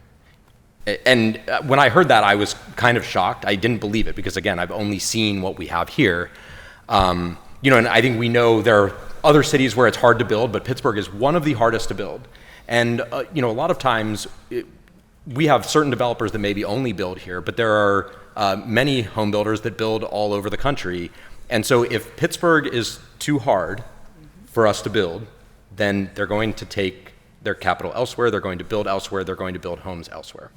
So, I think, one of the things that we can do to attract investment to the city is think about how do we streamline those rules, how do we make it so that it is easier to build, so that people are saying Pittsburgh is one of the best places in the country to build, not one of the worst places in the country to build. And that starts with council and the planning department and the planning commission. Like, it's all three of those that need to work together to find ways to simplify our rules and make it easier to build homes. It's my thought that really all the challenges that we've discussed today really come down to creating effective partnerships. And as commissioners, we have a very unique and diverse set of professional backgrounds. So we'll be able to, in my opinion, provide many different lenses to create effective partnerships to drive investment. As discussed by several other folks in response to your question, Councilman Charlin, it is important for us to understand that folks looking to invest dollars here from outside the region don't have the emotional ties to the city that we all have, and so it's especially important for us and for the city to create those effective partnerships with those looking to improve our region and make them feel welcome. Yeah, thank you for your question. I'm not a fan of reinventing the wheel. right? And I think that there are a lot of lessons that we can probably learn from other communities that are dealing with similar problems, right? There are other cities across the country who have been trying to do some of the similar things that we are considering today, and I think it's probably beholden on all of us to go learn from those lessons. I'll give you one, for example, that comes to mind. I spent about 20 years living in Austin. Austin had a philosophy in the 1970s and 80s that if we don't build it, they won't come. Well, they came. Right, and as a result of that, Austin today is probably one of the most unaffordable cities in the country. There's been a lot written about what's happened in the city of Austin because the infrastructure that should have been built, over the last 10, 20, 30 years wasn't built because there was a philosophy that they didn't need to build it back then. And so I think we need to be looking at those communities across the country where we are competing for the same investment dollars and see what it is that they're doing to attract those problems, or the flip side, what is it that they're doing that's pushing those projects out of the city, and learn from those lessons, right? I think history repeats itself, and I think we have an opportunity to learn from those communities so we don't make the same mistakes that maybe they are making. Thank you. So the other question I want to ask, I think it's worth noting that none of you are from I guess technically, President Kelly, you are from south of the river, but for the three of us here that represent those communities, Councilwoman Salanetro and Councilman Coggle and myself, none of you are from our communities there. Although I do appreciate, Mr. Reppy, you did invoke some of the neighborhoods in my district that, frankly, I don't know that everybody is even aware of where Knoxville, Beltsover, Arlington, those neighborhoods are. Peterland's my favorite. That's him. That's Brookline. That's not Hilltop. Yeah. Still my favorite. But I do say that to say that I think Councilman Coghill kind of started this question here. We have a perspective that it is not any of your lived experiences, right? It is what we live and what we deal with in our constituents here.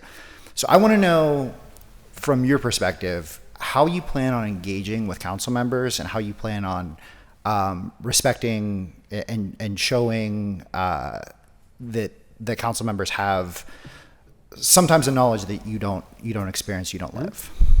I'm happy to start. I think my experience working at the university and working with neighbors around the university for the last 20 years has really given me an insight into this fact that it's all about communication, right? We talked a little bit about not wanting to be surprised and things like that, but it's also about working with the people that are there, having those relationships, putting in the hard work of talking to the folks that are on the ground there, right? That's an important part of it. We as Planning Commission members, we are not representing Regent Square or any of the other neighborhoods. We're representing the city of Pittsburgh, which is all of the districts and all of the neighborhoods. And so we need to, in order to make informed decisions, we should be talking to the people who are on the ground there, because they're the ones that have the kind of, they're the ones that know what's going on. They're the ones that can be able to tell you, we have a parking issue in this area and we need to be able to solve that. And this zoning answer, which might work for one neighborhood, is not going to work here. We need to be able to know that so that we can make informed decisions as we move forward. And the only way to do that is by talking with you and with the community groups and with the people who are actually living there in those neighborhoods. Planning is not something that in my mind is not something that can be done top down. I will echo some of that, but I probably wouldn't necessarily, as a planning commissioner, get in the trenches with residents per se, but I think council is a little bit different than that. And I think that for me personally, prior to today's discussion at the table, I think it was when legislation is brought before us, right? Or when council members come before us, we hear you. We also hear public input often from residents as well.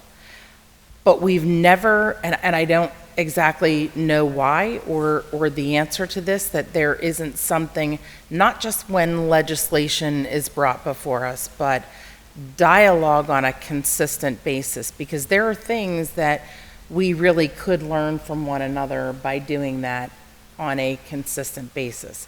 I'm not saying every 2 weeks.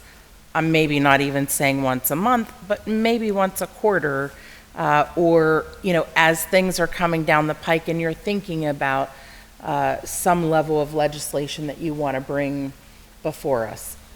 Again, I don't know why that conversation hasn't happened previously, other than just maybe walking a fine line and trying to be very careful not to have to recuse from something, having too much information prior. But I think it's going to be a process. I think it's going to be a process that we have to build on and have to think through as both commission and council members to really get the best value for our neighborhoods and for the residents of this city. I think to do this right and to do this well, there is a level of interdependence and mutual understanding that has to be established here. We certainly need to be independent as commissioners and unbiased and all of those things. But to LaShawn's point, I think that it's very important that we have an understanding, and you are elected by the people. You are the greatest representative of what the majority of people think in your district because they voted for you. And I think Councilman Lavelle can attest to this. During my tenure at the URA, it was very important to me to understand the council person's perspective when we had something in front of us that we needed to contend with. And while I am not from one of your neighborhoods, I spent a good portion of my childhood in the Arlington area, so I am familiar with the South Hills, and I went to Brashear High School. So I spent 4 years going across the Liberty Bridge and through the tunnels, and most of my dear friends, people who are my friends today, come from the South Hills. And so there is a very unique and special relationship that exists there for me. So I am thinking about you and your constituents as much as I'm thinking about the place that I'm from and the places that feel even more familiar to me. So I want you to know that you have that level of respect and you have that level of understanding. And again, we are a city. It's not just about what's on this side of the river, but it's also what's happening in the West End, what's happening in Hazelwood, and what's happening in the South Hills. So I do want to assure you that it is something that I think about. I think it's material to the growth and future trajectory of our city. We put a lot of emphasis on the East, but I think there's real potential that could be unlocked in the South, and I would love to see that as a Pittsburgher. Absolutely. I'll be brief. I spoke to every one of you personally, talked to everyone, and I think the last thing I said to every one of you was that I will need your help. I think each of you can say that I said that same thing is because I believe in our democracy too much to know that you are their voice, or there will be 100,000 voices. So it's important that all of you bring your voice forward. Yeah, I'll also be very brief. I think I speak to most of the members at the table on a pretty regular basis, and I think I would want to continue that relationship going forward to make sure that we always understand your voice. I think coming into this role, it's important for all of us, but speaking for myself, kind of understanding my experience kind of growing up in District 8 and now returning to District 8, and how each district is distinctively unique. And I think others have touched on this, but I'll add spending time on the ground as we do in my business. It's not I'm not spending my days just behind my desk, but in the communities and understanding everything there is to do with a property in a neighborhood. Thank you again for your question. I think from my perspective, my goal is to make sure there's no surprises, right? We don't ever want you to be surprised by anything that's happening. I would hope that over time I get to know each of the members of council well enough to where, the questions that I may have or the guidance that I may come to you is not going to come to you as a surprise, right? And that likewise that, you can come to us as well and have those conversations. I mean, I think several people have talked about like having that open dialogue, and I think that has to be a part of the equation to be successful at the end of the day. Thank you. And, the one thing that I will mention on this is that today's, or, I guess we'll probably call the vote tomorrow on this, is our only real opportunity as council members.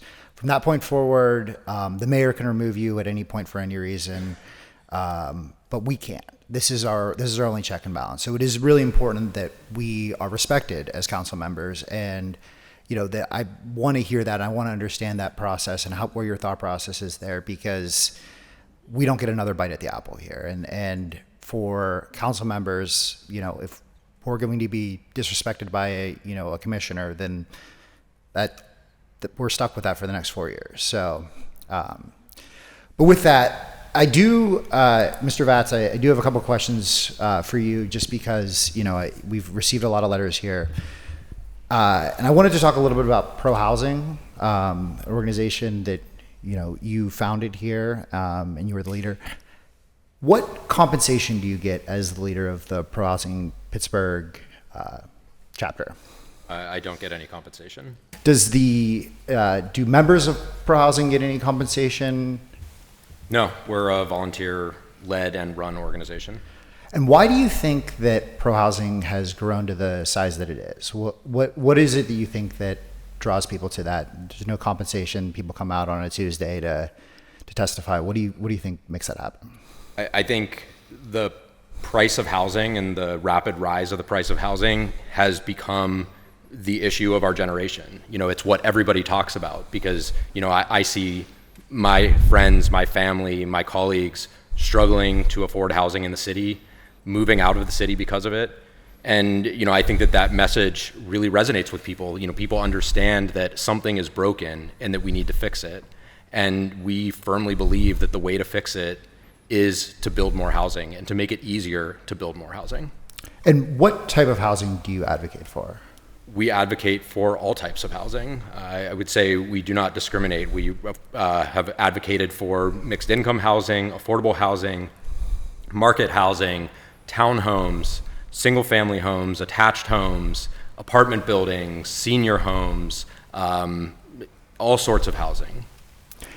And just to be clear, how long have you lived in Pittsburgh? I've lived in Pittsburgh since 2004. I moved here when I attended the University of Pittsburgh and made it my home after that. But I've lived in the Pittsburgh area my whole life. Grew up in Mount Lebanon. I did grow up south of the river. Thank you. So maybe not your south of the river, but south of the river nonetheless. Little too far. Yeah, a little too far, right? Just over the border. With that, that's all my questions. Thank you, Mr. President. Thank you. Councilwoman Salvatore. Thank you. One of the things I wanted to talk about and to add a little bit about what my colleagues here south of the river have said is that it's very important we listen to what constituents say. And when we get a response or an answer that they don't like, it doesn't land in the city council or in the planning commission inbox, it lands on our laps. So I'm curious, that I don't want to reiterate what everybody else has said, but housing issues are not the only issues that's going to come before you. So I want to give you a scenario and see how you would handle this. I want to know how you would approach a very contentious development with strong community opposition. Because when we have an issue like that, my phone's ringing off the hook. So I want to know how you approach going into that decision-making process, knowing that you have a strong community opposition. That's my question. I'm happy to start first. I think the first step would be to call your offices, right? Like to call your offices and understand, hey, give us some context here to help us understand what is it that your community is feeling? Why is the community coming from this? Understand, the history, as we discussed with Councilman Mosley. What is their experience? What are their concerns? What are their fears, right? And give us that understanding with the experience that you have and point us in the right direction. Who are the other groups that we need to go visit with? How do we balance all of these different viewpoints and lean on your experience and the relationships that you have built in your communities to really help guide what are the different sources of information that we should be looking towards, and how do we weigh each source and each bit of information that we're receiving. But I think that has to be that first step to really understand the depth of that issue that you're certainly going to have more than we will. I'll step back to the outcomes that many of us have think are vital for the city going forward, and that's building more housing of all types and growing the tax base. And so I think it's always important to keep those two goals as our North Star. But to repeat some of the items that he mentioned, bringing folks together and convening the different partners that are at the table in order for these developments to become a success. How can folks on the development side listen to the community and make some of the changes that they're requesting. But again, I still come back to what are the two outcomes that I started with. I think that I would look at it as trying to understand all of the information and all of the trade-offs. I think that includes hearing, community voices who are in opposition. I think it includes, bringing in or engaging with experts who might be able to help understand. And I think it also includes engaging with the council members and the council offices to understand an issue. And I think importantly, that allows us to be able to provide information back to you as the council member that you can use to share with your constituents of why we made a decision, what information went into that, and why we think we made the right decision. I think the biggest thing for me, the first thing that I'm going to ask is I want the history of because this just doesn't happen by accident. There's a reason why. I want to know what is the reason of such crazy opposition to anything. Why have we gotten to know so fast? There has to be a history, and that's the first thing, and I'll get that from the council member. That's the only place you can get it from, because they're, in my sense, would be the biggest neutral one at that time. For me, I'd say that outrage is data, and if people have a very strong opinion or very strong opposition to something, it means that it requires further exploration and thoughtfulness.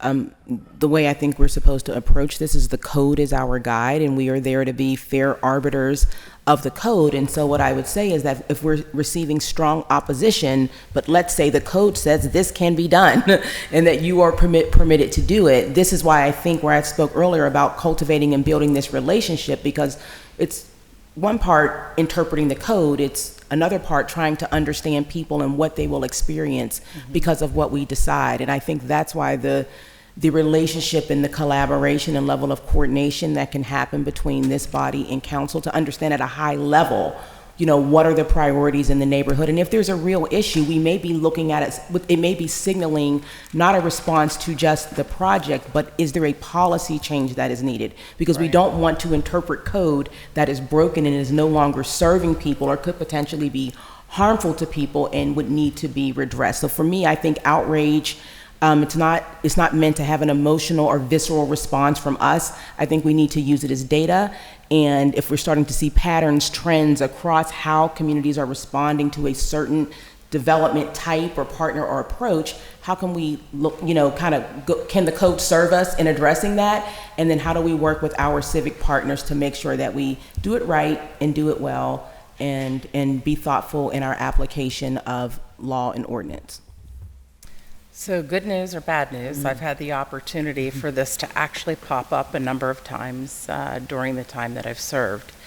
And very often, commission will receive letters, documentation, understand through the Department of Planning staff that there are definitely signs of issues and concern, even when we get to hearing and action, and there is a room full of folks that are giving testimony. I have often personally said, hey, can we go back? Can we have additional community conversation? Very specifically pointing to council members and saying, would you be able to coordinate something to find out if we can find some common ground? Doesn't necessarily mean that always happens, but as Planning Commission, we do have a set of criteria that we have to review something against. And that doesn't always mean that the emotional side of that criteria is met from the community. But often if you send people back to the table to have conversation, they can come up with something that is a common denominator or something that is neutral enough to be able to move the project forward in a more positive way than it was, prior to just arriving at hearing and action and being frustrated. We also have to be mindful that as council members, you're legislative. as commission, we are an advisory body. And in that, we need to be very responsible that for you as council members, any action that we take is defensible. And you've got to be very careful with that. So typically if something is signaling that it's very problematic, then we like to send the community back with council to review and really come up with something better. I'd like to echo my colleague to my right here. Is that having spent staff, 10 years working as staff to the Planning Commission through some tumultuous items in the past, Somerset at Frick Park, the urban development of downtown and Fifth and Forbes that ended up ultimately not happening. There was a handful of those that we worked through. And I think I've heard from a lot of my colleagues, a lot of the means that are here. First, before you can figure out where you're going, you have to understand how you've gotten to where you are. I think that's an important part, and that's going to involve working with council members, working with community groups to understand why are we at the point we are at. But then most important, again, I think our job as commission members is interpreting and in working within the zoning code, Title IX of the city code. We need to be, that is our vision, our prism of which we review things with. And our job ultimately, as I kind of said earlier, is act as translators between the planning side of it, what the planning ideals are coming up, and the policy side, which is really where your role is, and how we can best work to support the role that council ultimately will have in all these. The vast majority of the things that will come to the Planning Commission, the Commission is advisory to council on. Right. And so therefore it is our job to make sure that we're vetting the planning components, those kind of nuts and bolts stuff of the zoning code, to make sure that when, unfortunately, you guys will have the harder decision, the more political decision to make when it comes to some of those parts. Our job is to really vet those zoning issues, those planning issues that we need to help for you to make the right decisions. Thank you very much. I don't have any other questions. I just want to say thank you to all of you for your willingness to serve. I know it's not easy. You all serve on other boards, and I appreciate your time. Thank you. Thank you. Thank you, Councilman Warwick. Thank you. Thanks. I know this has been long. It's going to get longer.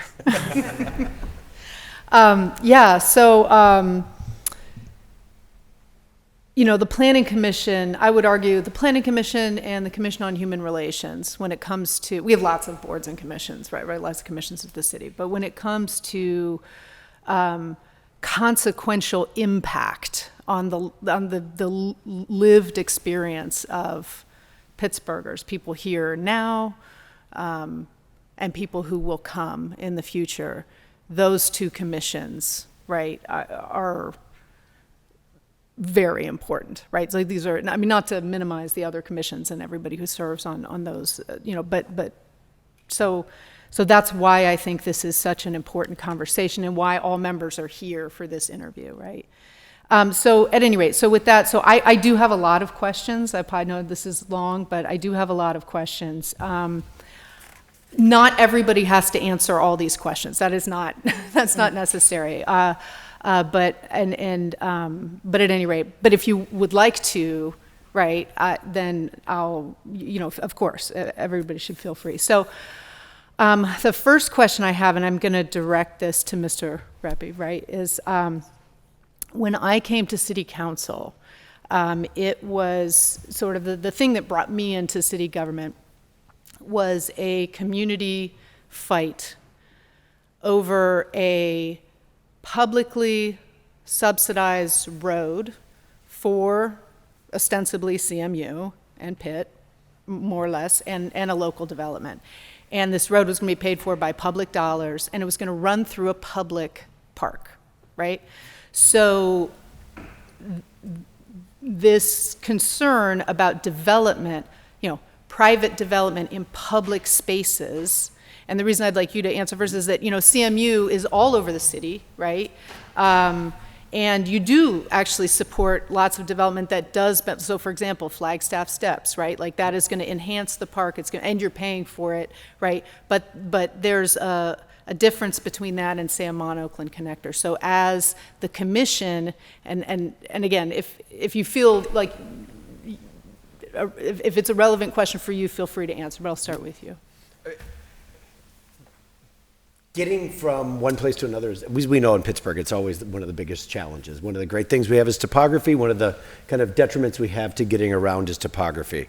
I think, the ability to get from Squirrel Hill, from Oakland to Hazelwood, I think is paramount for the growth of the city. Hazelwood is where the future of the city economic growth is going to be, in my mind. And I think that that's really important. How do we appropriately get there? From the universities where the thoughts and the research are happening to where the jobs are going to be created is going to be a real challenge. There is no good answer. I think trying to shoehorn in a busway through back and forth between through the park is a problematic idea.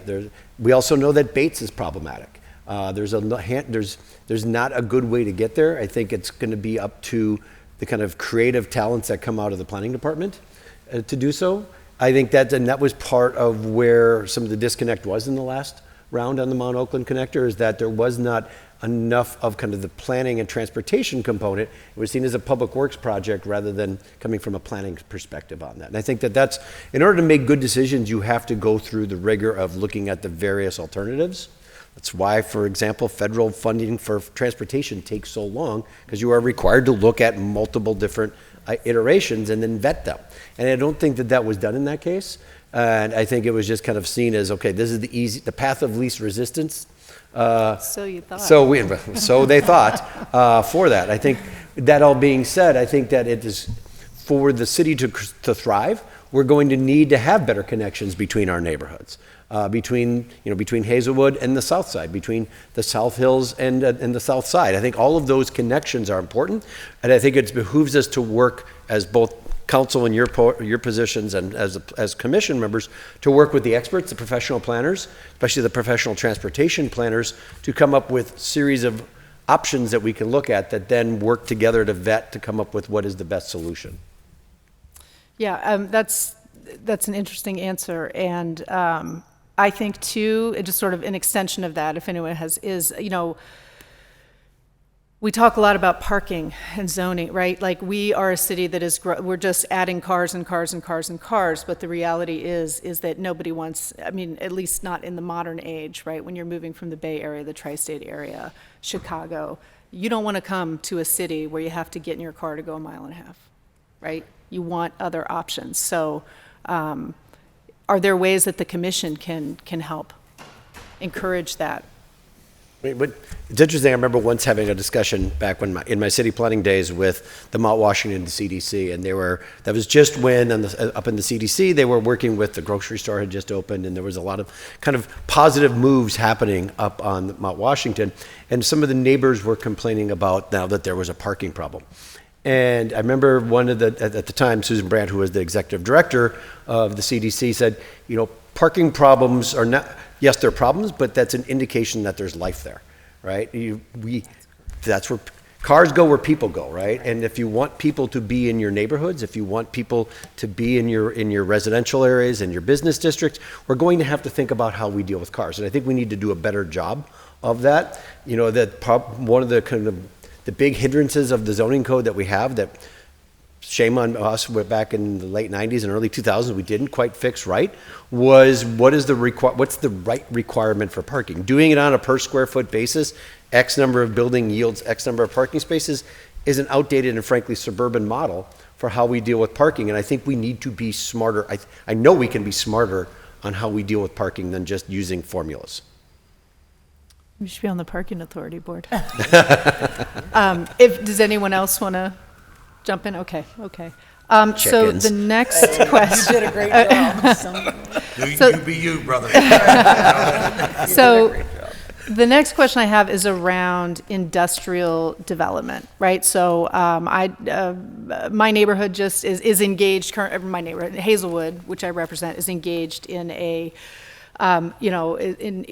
sort of fighting a proposed waste transfer station right up next to where people live. And we do have in Pittsburgh, we used to be an industrial city, and we have communities that are right up against these old industrial areas. And that is, of course, they tend to be, they are low-income communities, folks that don't have a lot. So when we talk about industrial development, things are coming. The one big thing that comes to mind for me are data centers. And so, Mr. Kelly, my question to you is, we know that, and data centers, by the way, are the hot conversation at the Southwestern PA Commission, right, all around, like everyone's hot to trot for data centers. But we know that data centers are noisy, they do not provide long-term jobs, right? And they, they raise your utility bills, right? So they raise local, so there are enormous problems with data centers. But, and this is my question for you, Mr. Kelly, just, from the building trades perspective, from the labor perspective. Yes, so when you have a project, and a data center or otherwise, or a zoning bill before you that will affect the ability to build these types of large industrial scale projects, how do you weigh the kind of short-term jobs-based benefits that would be, you know what I mean, that sort of the trades or whatever would support, versus the clear, very long-term community impacts that large-scale developments like this can have? Two-thing question, if I could.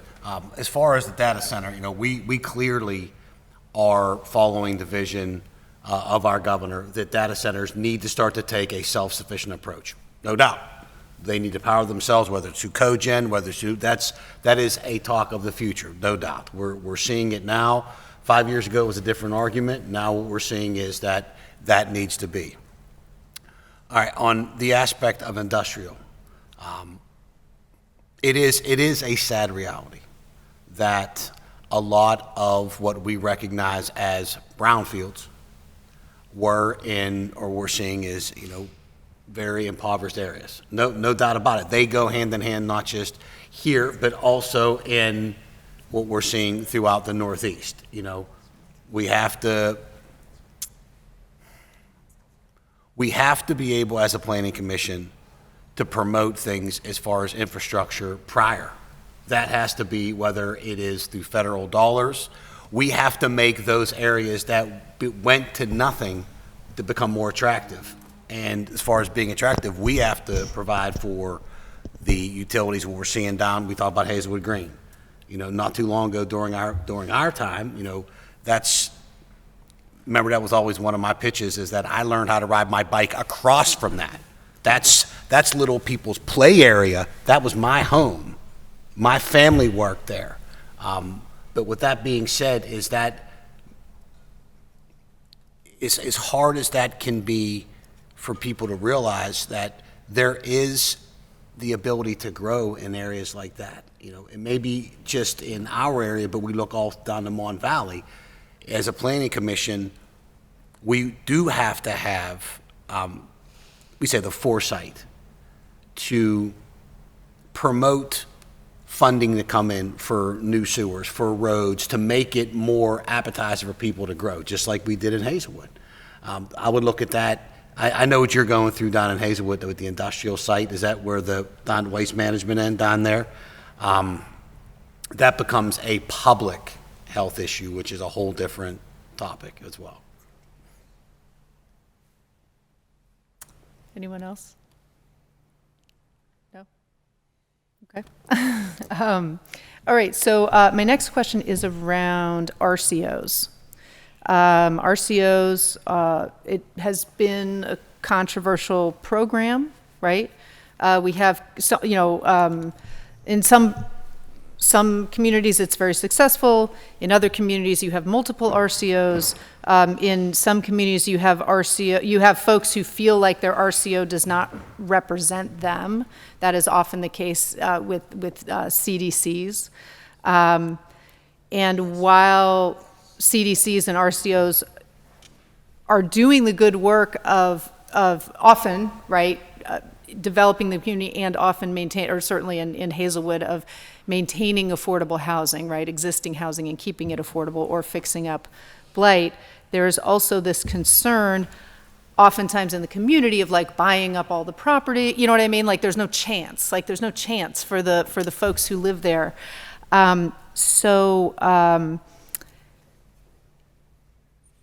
you know, or that like the RCO or the CDC is like pushing out smaller projects, not letting people sort of do their smaller thing. What can city planning do to bridge this divide?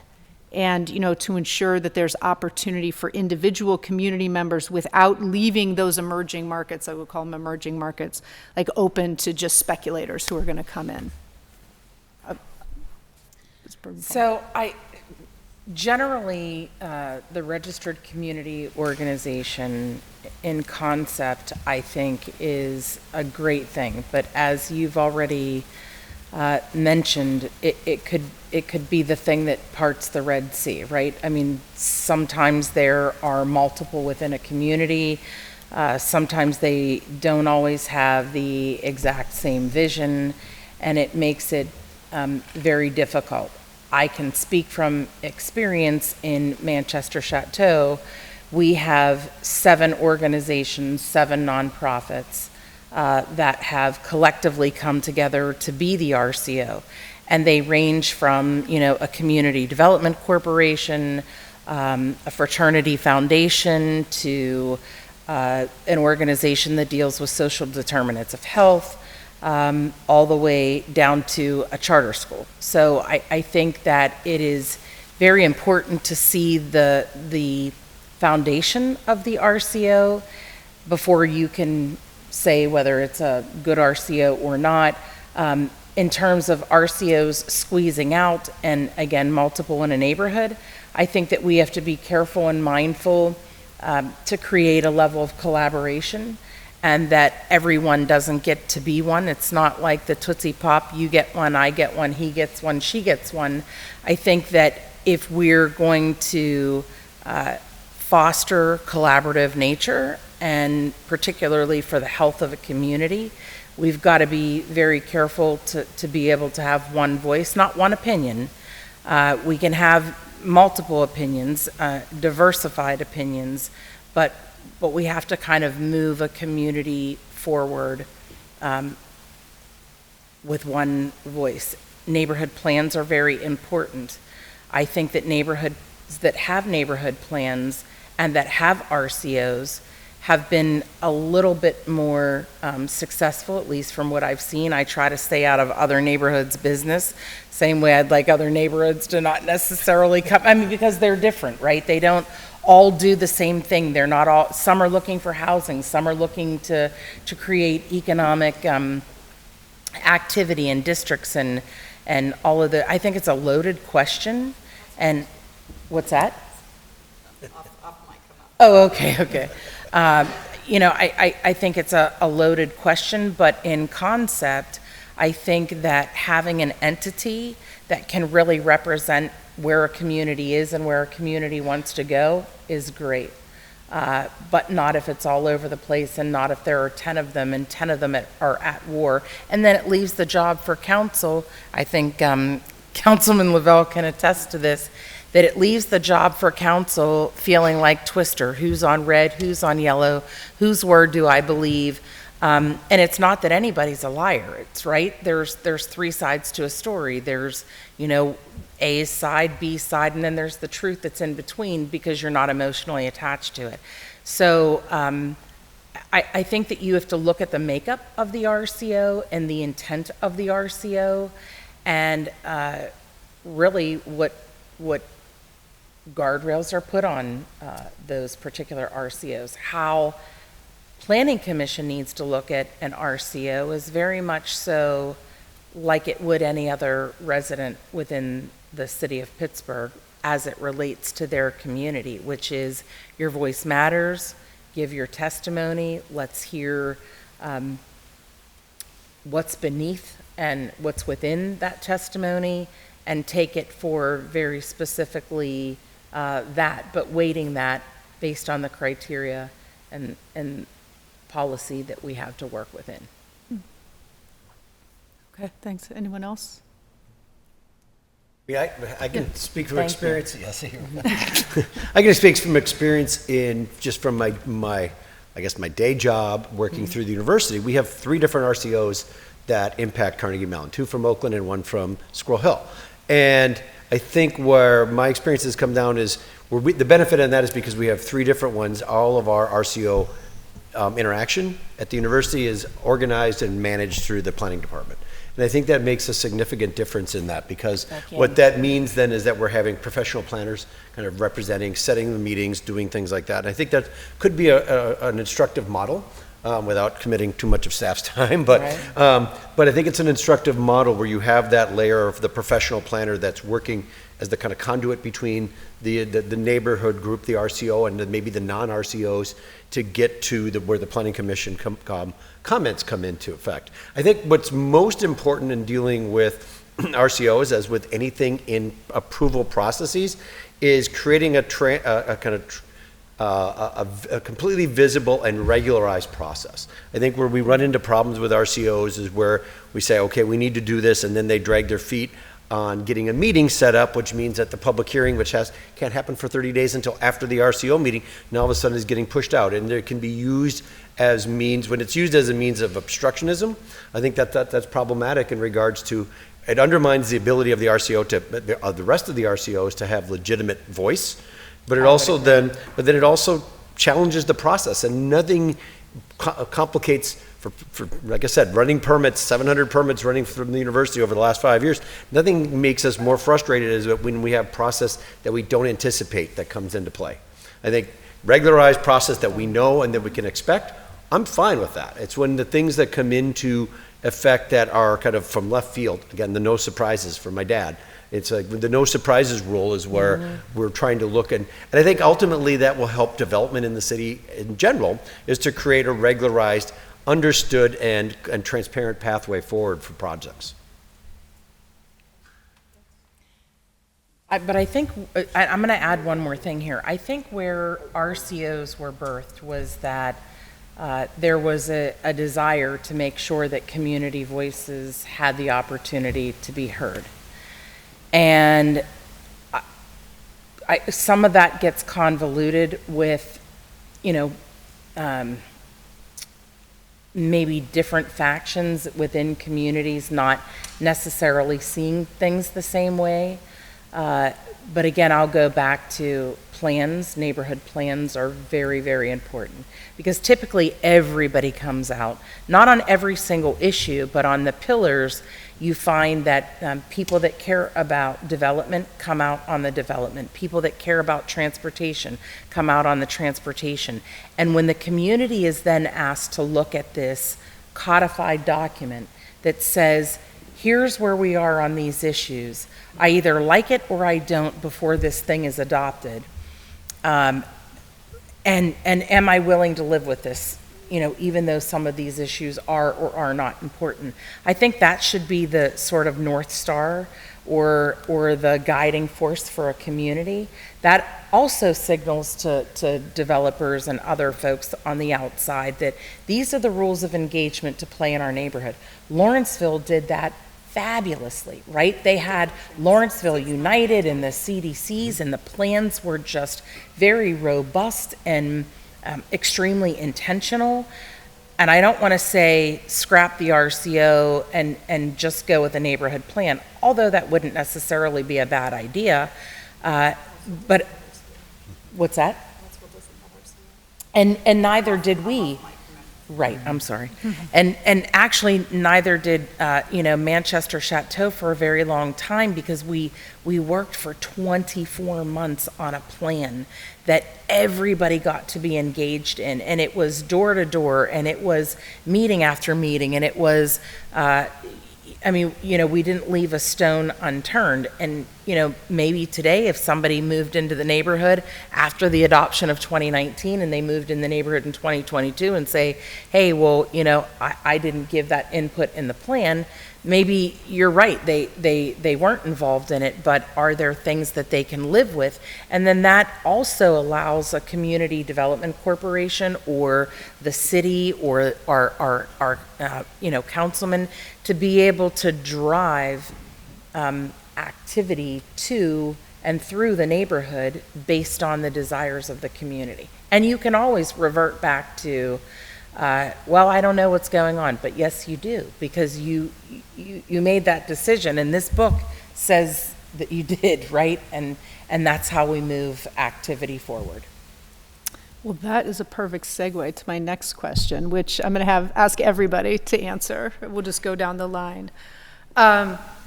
So Pittsburgh is an outlier in that it does not have a comprehensive plan. We are in the midst of a comprehensive planning process that has certainly had its issues at council. We have had some issues, including myself.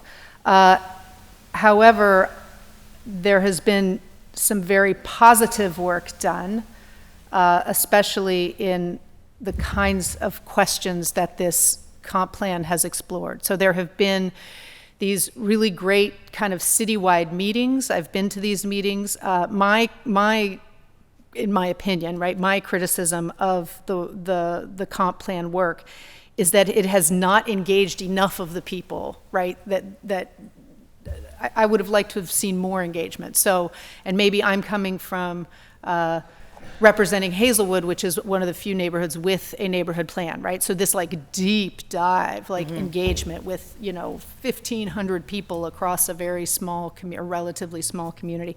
And that was what I was hoping to see in this comp plan process, and I hope what we will see going forward. But at any rate, so getting back to the question is, and we'll go down the line, is have you been involved in the comprehensive planning process? Did you attend any of these large citywide meetings? If you didn't, why not? And then if we, once this plan is completed, if we are to pass this plan, are you committed to using it as as the tool or the guide that it is meant to be in your decision-making process on the Planning Commission? So I'll just let you go down the line. Thank you for your question. I did not participate in the planning process. I can tell you from my perspective, I'm committed to learning more about it, to being more engaged. Certainly in this position, I think that will be a key part of the role, and it's one of the other tools that we've talked about, right? Like it is something that I would like to understand the history of, like, why has the city not had a plan in the past? Why is it that the city decided at this point in time that we're going to put that plan in place? Do a deep dive with all of you to better understand what is the history, what is the reason of why today that is important to each of the members of council, and then be able to take that information and help inform the decisions that the commission will be making going forward. Thank you for your question. I guess to answer the first part, I do believe in the importance of the city's comprehensive plan, and we'll be a part of, if confirmed, seeing it through if that's the avenue that council decides. I have not been a part of the comprehensive plan to date, and I think likewise, Councilperson Warwick, I've been disappointed by the lack of engagement by some important parties as well. Yeah, I think that having a comprehensive plan is extremely important for our city. I think I share a lot of the concerns with many of the members at the table about some of the problems with the process, whether it be the cost or, like you were saying, the lack of engagement. But, I think ultimately my hope is that we get from that process something that can help guide a lot of these, especially from my perspective, the land use changes that I think we need to make it easier to build housing throughout the city. I don't think I've been to any of the in-person meetings, by the way, but I have done some of the asynchronous engagement. Okay. No, I've not been to any. As far as why I haven't, I'll be honest with you, I'm just getting up to speed and getting to. But I feel very comfortable with knowing what the neighbors going to for concerns. So. I did not have an opportunity to participate in the engagement process. I wasn't aware of some of the opportunities to participate. And, if the decision is to adopt the plan as is, I'm not sure what's in the plan or what it's contemplated within it. I would want to see a robust an equitable economic development strategy within that plan to serve as a North Star for us. So I would follow council's lead. If you adopt the plan and you say this is the trajectory of the city and that becomes codified, then I feel a responsibility to help guide and move the city in the direction that those who are elected by the people see fit to move. So I have engaged. I also feel that a plan is very important. You know, I was one of three, my neighborhood, Manchester Chateau, was one of the first three pilot communities that had been chosen for a comprehensive plan. So it was Manchester Chateau, Hazelwood, and Homewood, actually, that were chosen. And our neighborhood comprehensive plan was the first to be adopted by the Planning Commission in the fall of 2019. I will say that I have voiced this repeatedly, that I feel that we really need to be looking at zoning and allow zoning to really inform what we're doing from a planning perspective. I feel that there is some overlap, some connection, but if we, the example that I gave earlier, you know, our River's Edge, if it had continued to be urban industrial, mixed-use development like the Esplanade would not be coming to the neighborhood. In 2015, we looked at, you know, miles of riverfront throughout the city of Pittsburgh, and that's what allowed development to come. But zoning had to change to allow that. One of the really special and neat things about the RIV is that if neighborhoods did not have an RCO or a CDC, the RIV, from a legislative perspective, wiped out the need for a community benefits agreement, right? We didn't have to, things that would typically be within a community benefits agreement would be things like job creation, green space, you know, mandated, you know, how many units of affordable housing. If zoning informs how we move planning and takes sort of the fight away from the community needing to stand tall and fight for what they feel is equitable and is just, and also at the same time being very sustainable, I think that we need to be mindful of that. There have been some changes as it relates to the citywide comp plan, and if there is a comp plan, because I'm such a fan, or when there is a comp plan, I should say, absolutely, I would be more than happy to support it. I think that some of the listening sessions, some of the opportunities to bring people forward for engagement could potentially be around not necessarily messaging or branding in terms of making people aware, but really hitting sweet spots in terms of what pillar within the comp plan matters to you. If citywide you really care about transportation, you're going to show up specifically for transportation. If in the city and in your neighborhood more specifically, you are more concerned with development and affordable housing, then you're going to show up for those. So I think that there could be opportunities to break apart the portions of the plan to get a little more investment so that people understand that I'm not here for 5 hours and I'm going to talk about a variety of things. I'm going to talk about the thing that is most attached to me in terms of what I care about. Is it parking? Is it, you know, again, something of that nature? Then I think you might get a bigger showing, and depending on which community. And again, an all-out comp plan for the city, it's almost like IZ. You support it, you don't, how you support it.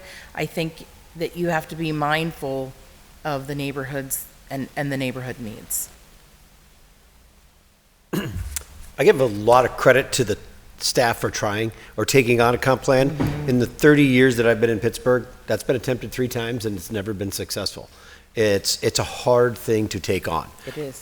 Because there are so many various different types of neighborhoods, types of concerns, things throughout. A comp plan is a big effort and a big task to take on, and there is no one size fits all for the city of Pittsburgh. That's one of the things that's magical about this city, but it also makes it hard to be a comp plan. That being said, I mean, I'm a planner. My degree was in planning. I love a good plan, right? That being said, I think I was involved early on in the comp planning process. Representatives from the university were embedded in it.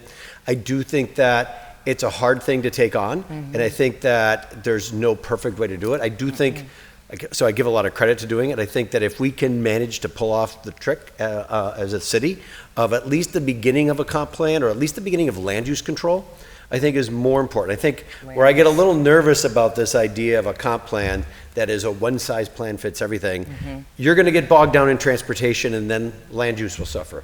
Or you're going to focus on business development, and then transportation will suffer. I feel like if I ran the zoo, I think an idea would be to say, do we focus on one thing first? Land use control, for example, just because that's what this body will do. As land use control, we don't have a lot of impact in regards to transportation and things like that as a planning commission, but we do on land use control, and that is really what we are here to do. I mean, that would be a kind of a strong way to start. The beginning of a comp plan is to come up with not a city-wide land use policy, but a land use plan that works throughout the city in different ways. I think that's a hard thing, and I think that would also affect, I'm going to go real weedy on some of the zoning stuff here, that in talking with staff and working with them all, they're really talented, smart people for all these years, we have a zoning code that has 1 foot back in the 1950s and 1 foot set right now, and 1 foot trying to do in the future. And right now, it's not, because it's trying to do 3 or 4 different things, it's not doing anything particularly really well. Right. And I think in order for us to be able to move forward on what is the best way to mandate land use control and to proactively and policy-wise drive land use control, I think we need to address that head on. Okay, thanks. Okay, so moving on. So my next question is around, and Dr. Walker, I'll start with you on this one, but, and again, anybody chime in, is around segregation in the city of Pittsburgh, right? We are an incredibly segregated city. Taxpayers in Pittsburgh have put tens of millions of dollars each year into affordable housing, just from our city taxpayers, and that's obviously even more if you bring in your state and your federal taxes.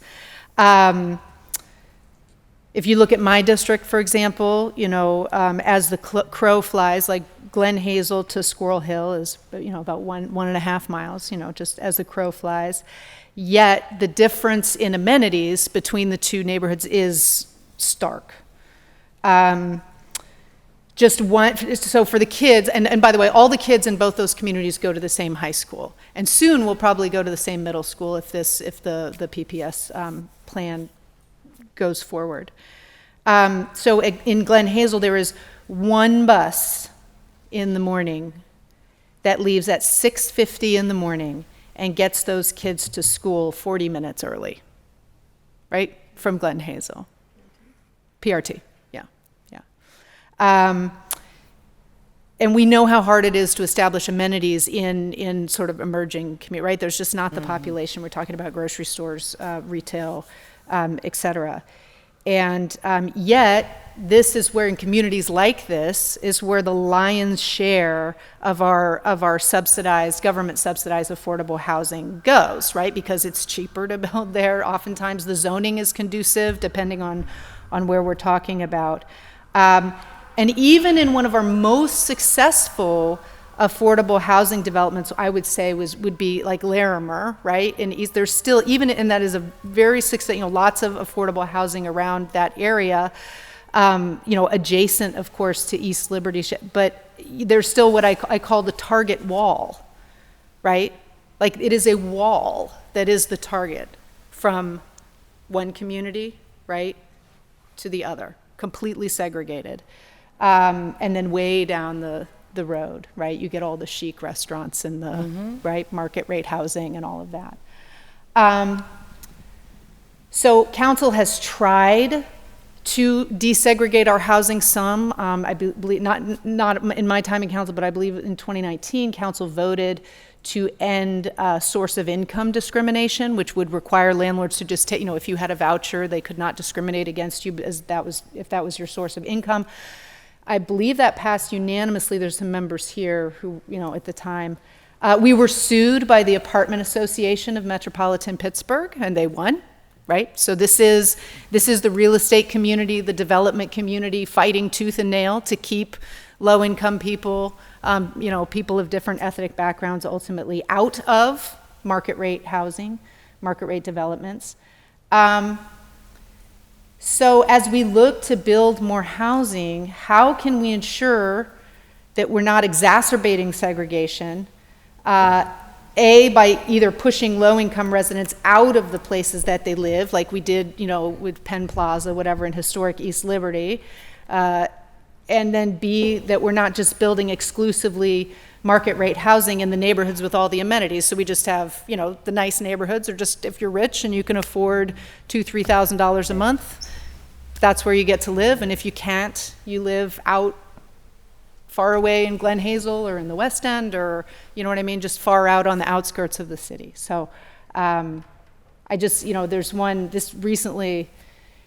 this beautiful 400-unit building that just passed through Planning Commission in the Strip. I think it was a Ryan and Davina, gorgeous project.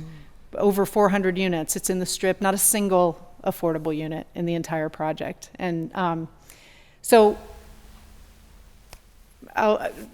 Dr. Walker, I'll let you tackle that one. Okay, so I wanted to know the question. I'm sorry, I saw the just sort of what can the Planning Commission do to keep this sort of history of segregation from just staying the same, getting worse, and I would say even worse, because this is what we're starting to see, is lower income people, black and brown people, simply being pushed out of the city altogether. Okay. Yeah. I will say, as a black person who lives in the city of Pittsburgh, and I have two choices I can make. If I want to live in a black community, I am forced to also live in a poor community. If I want to live in an amenity-rich community, I sacrifice the ability to live in a place that feels culturally like home to me, and that is by design. That is by design. I live in the Hill District, and I think that there are people who want and desire to live in the Hill District, but the way that we talk about the Hill District is as though it is hallowed land that solely belongs to people who have always been there, and no newcomers are welcome. But the neighborhood is dying and will continue to die if we do not create an opportunity for new people to come. And so I think part of what we need to do is stop treating a lot of our neighborhoods like they're hallowed ground, like they're places that need development and need investment. And our position should be, I should be able to live anywhere that I want to live in the city of Pittsburgh and know that I'll have black neighbors and white neighbors and elderly neighbors and young neighbors, but that is not the way that we are designing the city. And it's not all because developers are bad and don't want to create any affordable housing, and it's also because we have made the nonprofit entities solely responsible for developing affordable housing, and we've asked them to do it without pre-development funding. We've asked them to do it without a fully functioning land bank. We've asked them to do it in a climate where it's difficult to get a permit and where a private developer can wait the 6 months. A nonprofit development entity that cares deeply about affordable housing and investing in neighborhoods in a way that are racially and income inclusive, we've not created the city environment in which that can happen. And so I think sometimes we get to feeling like we're doing good because we talk the way that we should talk and we contextualize the way that we should. But when we look at the tools that we are responsible for making work better, we spend very little time on that and a whole lot of time of, I think, making boogeymen out of people who could be co-opted to help. A few things that I'd like to see. Our LIHTC program, when we go to the state and we prioritize a LIHTC project, I'd love to see it be projects that have an anti-displacement mechanism to them. We have naturally occurring affordable housing in places all over the city that don't have a shot at getting a LIHTC, right? They don't have a shot at getting federal home loan bank. We're not using the new markets tax credit tool the way that we should be using it. I think we need to think more broadly and more expansively and give people more choice and dissolve some of these divisible lines. I'm a black person. I live in a black community. I want to continue to live in a place where my mom is there, my cousins are there, all of my family is there. I also want people to feel like the Hill District is a place that a young professional might want to move. And by the way, there's housing available there. We've been talking about affordable housing. We've been talking about market rate housing. Our real crisis is missing middle housing. It's workforce housing. People who can't access a voucher, who are not going to be eligible for one of the inclusionary zoning units. There's a whole middle section that we've completely ignored. It's completely silent. And so if we want to do something about segregation, the way you do something about that is you give people better places that are built and developed that they can choose to live, and we ensure that they have the wages in order to make those choices. So it's not an arbitrary, what can city planning do there? I think there's a lot that we can do because we can come up with land use strategies, but a lot of the tools that we have at our disposal to make the change, we ignore them, we don't talk about them, and we only talk about market, we only talk about the lower end of the spectrum, and we're not talking about the middle, which is where I think the true opportunity is, because if you create new housing where people at the higher end of the market have more choice, that's going to naturally make more affordable housing available, because people are going to vacate units that are a bit older, and the market will adapt and respond to that.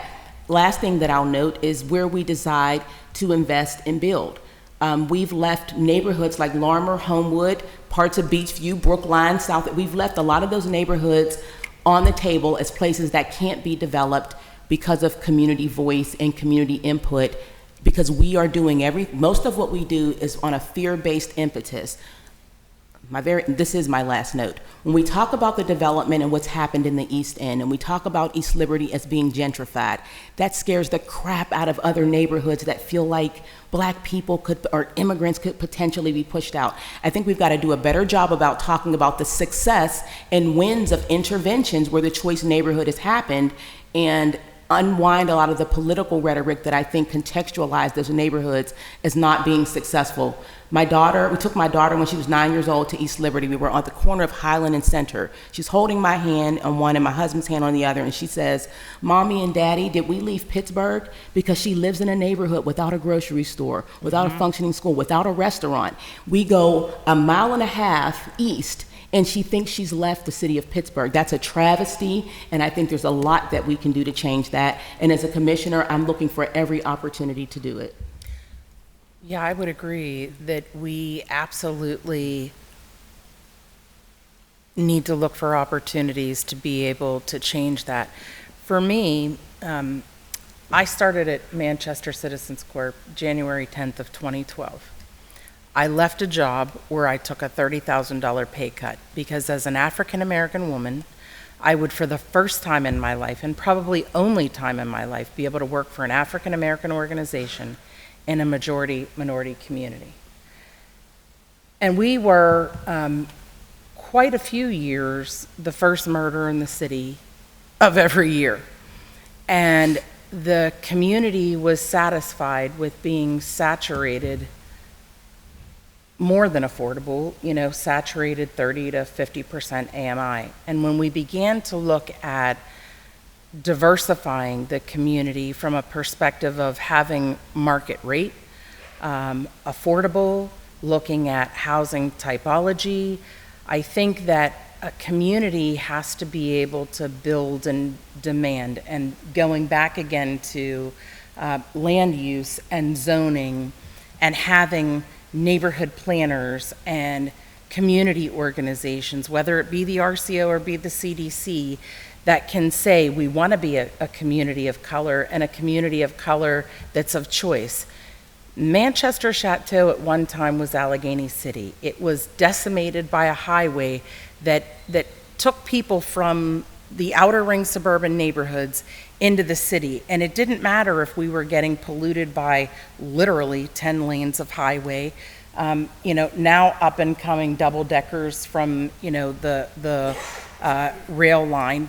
And yes, you've got to be willing to be front and center and fight for, everything that it is that you can get, whether it's the land use piece, housing diversity, making sure that you're bringing market rate, affordable, middle market, housing in, and making it a neighborhood of not just choice for people of color, because we only have a certain percentage of population here in the county, in the city. Sometimes you're interchanging the same percentage of people of color, going back and forth with both. But we've got to be a city that's bringing in new people as well, because the more people we bring in from the outside, the more opportunity we're going to have to diversify neighborhoods in every way.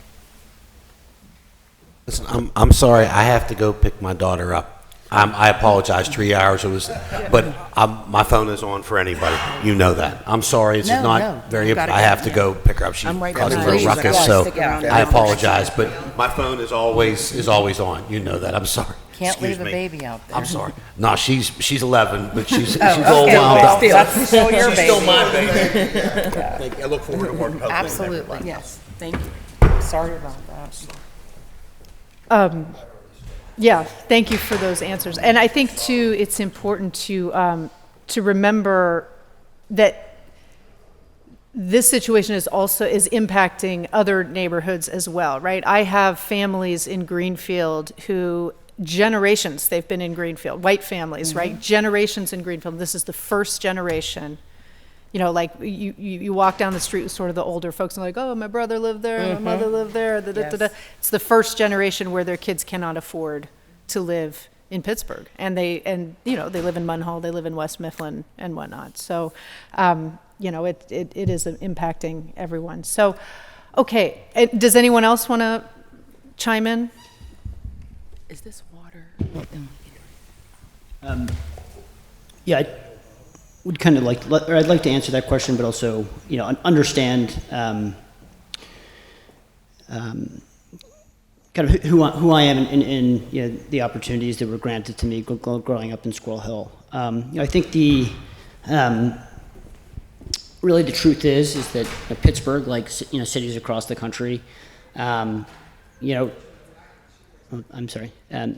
Pittsburgh, really like all cities, across the country, have suffered from racist zoning and infrastructure policies now for multiple generations. And while it really it's no one's fault at this table, it is our duty to rectify the mistakes of. Thank you. To rectify the mistakes of the past. Councilperson Warwick, I strongly agree with you. I look at the redevelopment that has happened in Larimer as a huge success, in the city of Pittsburgh over the past 20 years, and that success really was the result of many partnerships, including the city with HUD, the URA, as well as a major developer, a development firm out of St. Louis. I think it's an extremely complex problem. I think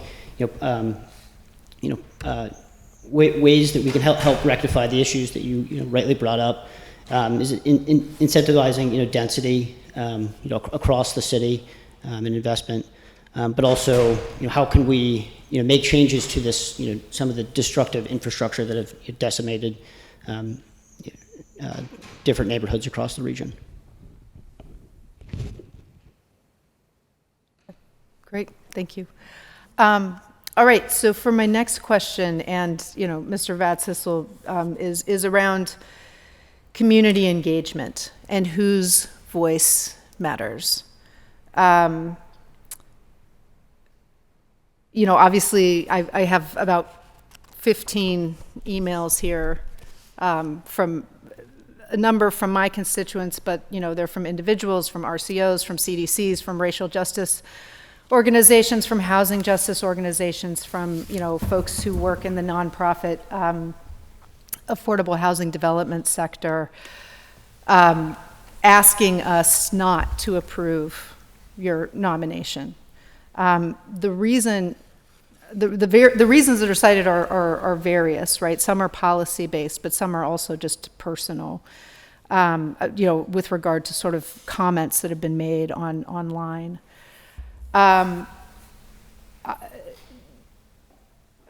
So your group, ProHousing Pittsburgh, is the chapter of a national organization called YIMBY Action, right? And while I understand that you are not paid, YIMBY Action is heavily funded by developers and tech industry executives and corporations like Airbnb and others. And several of your members have, several of the leadership in YIMBY Action have ties to the real estate industry. You sit on the board of your local RCO, and you organize residents to come out and to testify at community meetings and in front of city council. And I have been quite hard on your group, right? I've been, in the past here at the table. I know that some folks have implied that it's because we don't agree. But actually, the reality is that on 95% probably of the policy issues, we do agree, right? We agree, I think, on the need to rezone. We agree on the fact that, not being able to build a duplex or a fourplex in a regular residential area doesn't make sense. I think we agree about parking, right, and the need to reduce parking minimums. I think we agree about lot size. So, but what we don't agree about, I think, is the voice of the community. And so, and some of these tweets are pretty, I recognize that social media is not, people are not always the same person on social media that they are in real life, but some of these tweets are concerning.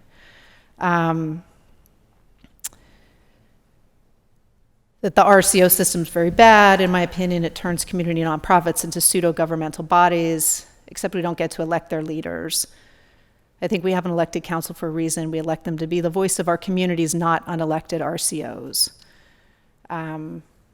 Pittsburgh RCO dam system is a monumental waste of time and resources perpetuated by our policymakers upon our citizens.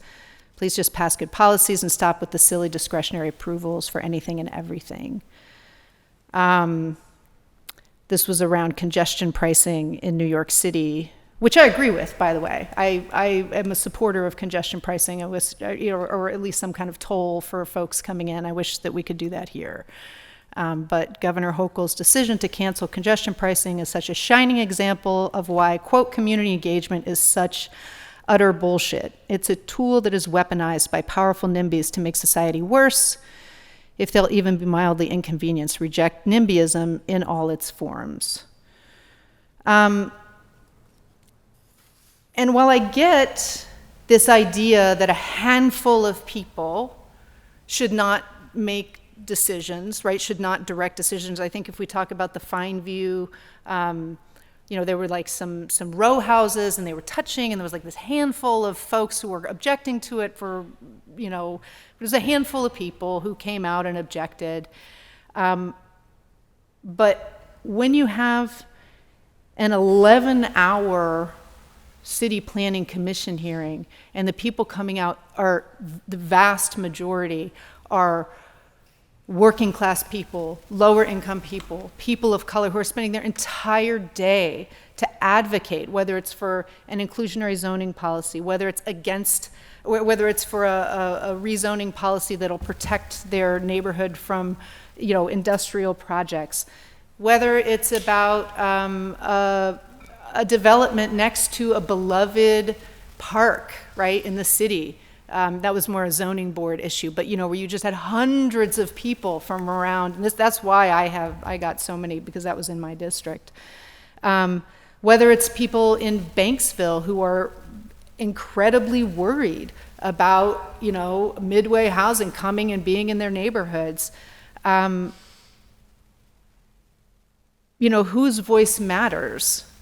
And that's what worries me, is this, this sort of idea that like development at all costs, whatever, this is nonsense. People don't know what's good for them.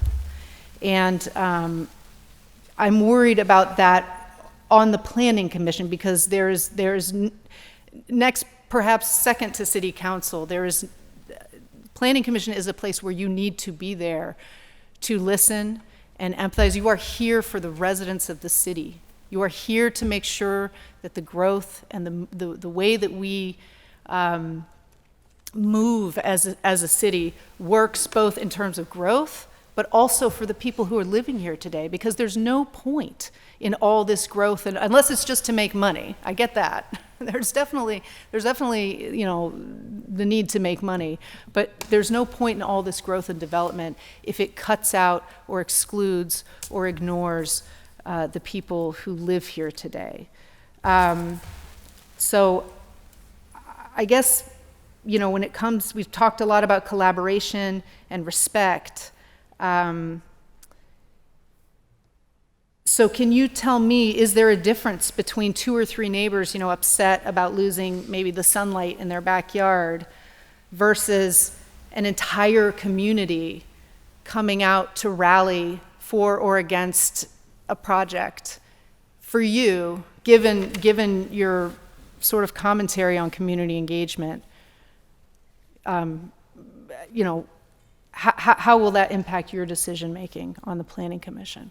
Yeah, well, so I guess I'll start by saying that, you know, I'm sure I've said some inartful things before on social media, and I've actually taken a lot of advice from even people like you and your staff. I've been on a journey as an advocate, you know, trying to figure out the best way to use my voice, and I've tried to be better about that, and I think I actually have, you know, especially over the last couple of years. You know, I think I learned a lot, obviously, during some of the things that you mentioned. That being said, you know, for my part, and I've seen this as a board member of our local RCO, that I think community engagement processes that we do are not always representative of the community. You know, they don't include people who can't attend meetings at certain periods of time. You know, I think that often means that people of lower income, people who can't afford to take a day off work to go to a community meeting, people who can't afford to, you know, leave their childcare duties in the evening and can't attend a community meeting. It's why I think you said at the table in a discussion about the comp plan that you were frustrated with the community engagement process because you feel like you're seeing all the same people at all the meetings. And I think that's a lot of what we end up having with our community engagement processes. We set it up in such a way that the people who are able to attend are always able to attend or regularly able to attend, and we don't necessarily include the community as a whole. Okay, I agree. I appreciate that. But so what about when they do attend? What about when they come out and they take off work and they come down in vast numbers, whether it be to city council, whether it be to a zoning board meeting, whether it be to a planning commission meeting? These people that we're talking about, right? And they have to be organized, right? Like people don't just magically come out, right? Like for the bill for the rezoning of the Hazelwood Riverfront, I had to literally go knock on people's doors and give them flyers and say, this is the date. If you care about this, you got to come out. And we got 50 or so people to come out, you know, 15 or so testified. So that's what I'm asking you. What about when they do come out? I mean, I think that is a data point that as a commission, we should be taking into account when making decisions. A data point, but not. I mean, so what do you mean by a data point? I mean, I think what is the threshold that you use as enough people coming out to speak at a meeting? I mean, I think you're introducing a lot of potential bias into that. I think, you know, as commissioners, we need to use our judgment and we need to try to remove bias from the equation and look at every case, you know, as it comes to us and try to make decisions about the trade-offs that occur with any sort of development project. So if people come out and testify for 11 hours, enough people to come for 11, I know people that came to that meeting that went home, put their kids to bed and came back. That's how important that policy was to them, that there be affordable housing in every new development in the city. Do you have any thought about that? I mean, I think I've provided my opinion on that. I think that it's a data point that needs to be taken into account by the commission, you know, when trying to understand, you know, any particular development or any particular piece of legislation. Okay. Well, I I was gonna, I was gonna be cheeky and have everyone go down the line and answer whether or not they are a planning professional or a neighborhood busybody, but I'm not gonna do that because it's late. I'll leave it at that. I'll pass it to Councilwoman Gross. Thank you.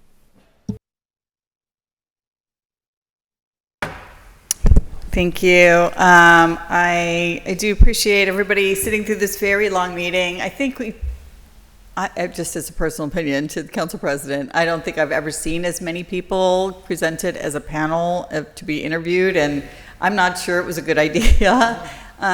I think a lot of times we're able to dig a little bit more deeply into asking the candidates kind of what they bring to the role. And, you know, we're doing a kind of survey of topics here. So, I mean, I don't need to make you repeat those or anything, but it's going to be like there's not time or energy left amongst the candidates, let alone the public who may be watching or the council members. But I may follow up with each of you.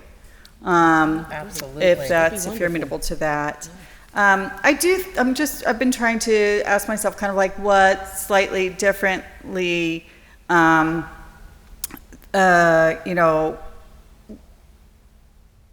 could add, I think, to the conversation that I can ask. And there's two things. One of which is that I think it was important that many of the conversations and the answers incorporated the challenges of both balancing affordability and development and how they might intersect differently for some than others. We've also had this kind of, I don't know, I'm now thinking of like a vertical axis of like more community engagement or more top-down planning and that tension, right? These are tensions.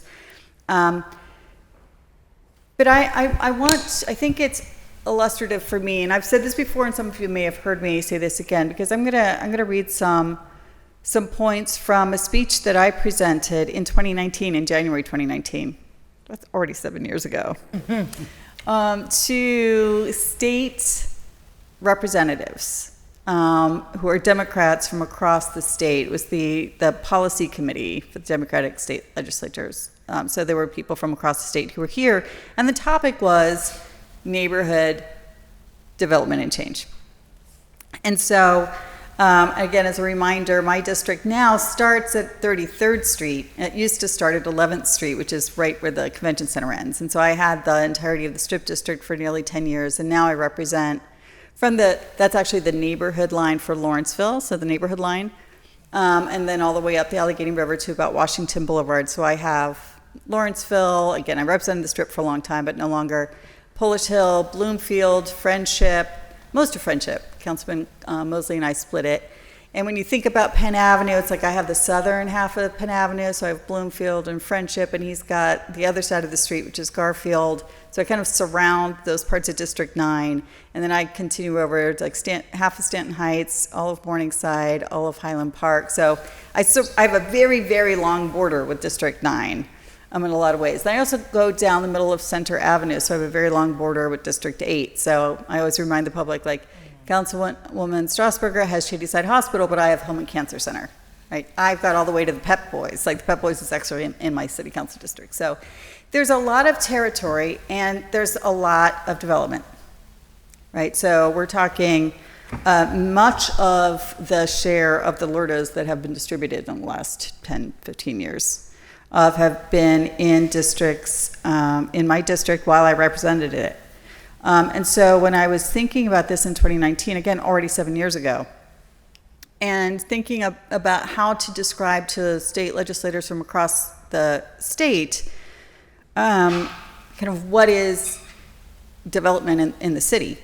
There were many other people on the panel who were presenting that a lot of the things that we touched on here. We need population, we need investment. Investment is difficult. We've had population loss, we've had blight, we've had disinvestment, we've had racism, we have concentrated poverty. And these are issues that I realize certainly many of you have long expertise in using the tools that you know better than I do. But it isn't the only problem facing the city. And I think to talk about these things as not just coexisting, but as part, like a double-sided coin. That market extreme, which is the broken real estate market, right? Having learned and worked, in 2000 with Aggie Bros and Rick Swartz on issues in Garfield, and I worked on some writing and some a case statement for their organization, and so I learned a lot from them. But that the other market extreme is also a broken market. And that's why I don't agree with some people here that the market's going to save us, right? And so hyperinvestment, displacement, gentrification is also a problem to be solved by this table. There's no one else who's supposed to fix this for us. The responsibility is on our shoulders. Even then, in the last 5 years, the investment in Lawrenceville and the Strip, I think, had topped $1 billion, and it's closing in on it's surpassed $2 billion. There's been thousands of apartments built. There is a single apartment building, not in the Strip, but in Polish Hill, very close to it, that has 500 units. Unfortunately, before we passed the inclusionary zoning or expanded it to Polish Hill. Right, that there are many, again, a couple of thousand new Class A offices that have been built between those two neighborhoods on the Allegheny Riverfront, that there's hundreds and hundreds and hundreds of jobs. It's funny to look at an employee of Aurora because, for example, Uber had something like 500 people at one point trying to build the robot cars, which they no longer do. They just don't do that anymore. And so it isn't just rentals that have jumped, but the property values in just a few years span went in some of the census tracts from like 100,000 to 250,000, so more than doubled in a short amount of time in some of the census tracts. In fact, some of the census tracts I saw a 1,000% increase in property values in 5 years. And so I'd like to remind this conversation, you all and the public and council members, that we have new residents. We have built units. We have seen, attracted lots of, newcomers. But at the same exact time, we pushed 10,000 poor and black people out. So from the 2010 census to the 2020 census, the population barely moved, right? We decreased 2,000 people, but it churned. And so we net nothing by just adding wealthy new people. We have to do both. It is our responsibility. And so that was not framed as a question, but it has been a very long day, and I've been listening for a long time, and I was watching back in my office, knowing that I would be probably at the end of the questions. I had some business to do in my office, but I had the television on, so I saw the beginning, I saw your introductions and your backgrounds. And that includes small businesses as well. I can say, in the speech when I gave it in January of 2019, we had just lost Grocery Italiana in Bloomfield. We had just lost Needs Hotel on Butler Street and 43rd Street Gallery in Lawrenceville, and we continue to see small businesses lost because the rents are too high, right? And if we just rely on those empty retail spaces and those new constructions that all of those developers try to get $50 per square foot that nobody in Pittsburgh can pay. And so they just are now fighting over the scraps of national retail franchises, of which there are fewer and fewer every single day, right? We've had a retail apocalypse. So what are we supposed to do? I mean, the smaller floor plates in the historic main streets that we can control locally, I think, are a way that we can still maintain walkable, attainable services on our transit lines and have people be able to access their dentist and their daycare and their doctor and their drugstore. I used to say drugstore, but now drugstores are practically out of business as well, right? We've lost them everywhere. So I'd like to maybe hear your thoughts. It's slightly different from the conversation I think that we've been having up to this hour, or giving, acknowledging that it's close to 5, is that thoughts on balancing the broken market extremes, which is slightly different. I agree that we need missing, I can't even talk, I don't know how you guys feel, missing middle incomes in our housing stocks and our typologies. We need to think about different types of housing. We've heard about, senior housing today. We've talked about deeply affordable housing, middle income housing. We've talked about different housing forms. But I'd like to know whether you think the market is the solution or something that we're here to manage. I'll start with you, Mr. Reppy. Lucky you. Lucky me. Well, thinking from a planning perspective and many of the issue is a lot of the things that we're talking about, you're specifically talking about, have been talked around this table, are probably at the end of the day outside the purview of the Planning Commission, to be honest. We have a very defined role, and in fact, I'm a little nervous when the Planning Commission starts getting asked to do things that it does not have the power to do. And I think that's something that we need to be careful of at the Planning Commission. Our job is to review, interpret, and enforce the zoning code. I'm pretty sure, since I wrote some of the zoning code, that there's not a discussion about market rate in their code. Just for the same reason that when I deal with the city neighborhoods or the local neighborhoods around the university, there's nothing in the zoning code that speaks specifically to not being able to allow student housing in certain areas or such. So I think we need to be careful about that. I know it's a little bit of a pass answer. Sorry. That's what I get for being under the gun. But also that's also, my role and why I'm interested in being on the Planning Commission is to make the city better and to enforce the zoning code and to work the zoning code to make the city better. We are not going to be elected individuals. We're appointed. And I think that that's a lot of frankly, the duty of the council to be able to enact those kinds of things. It's a bit of a pass. I apologize for that. So I don't want to throw the basketball back at you, but here's what I'll say. Today I personally have learned a lot, right? I mean, I've been here, but I've learned a lot, and I've learned a lot on the other side of the table for council today. And I think with that being said, Mr. Reppy is right. There are a lot of things that we're not necessarily going to be able to solve at that table in those particular chairs. But I think that the expertise that planning staff and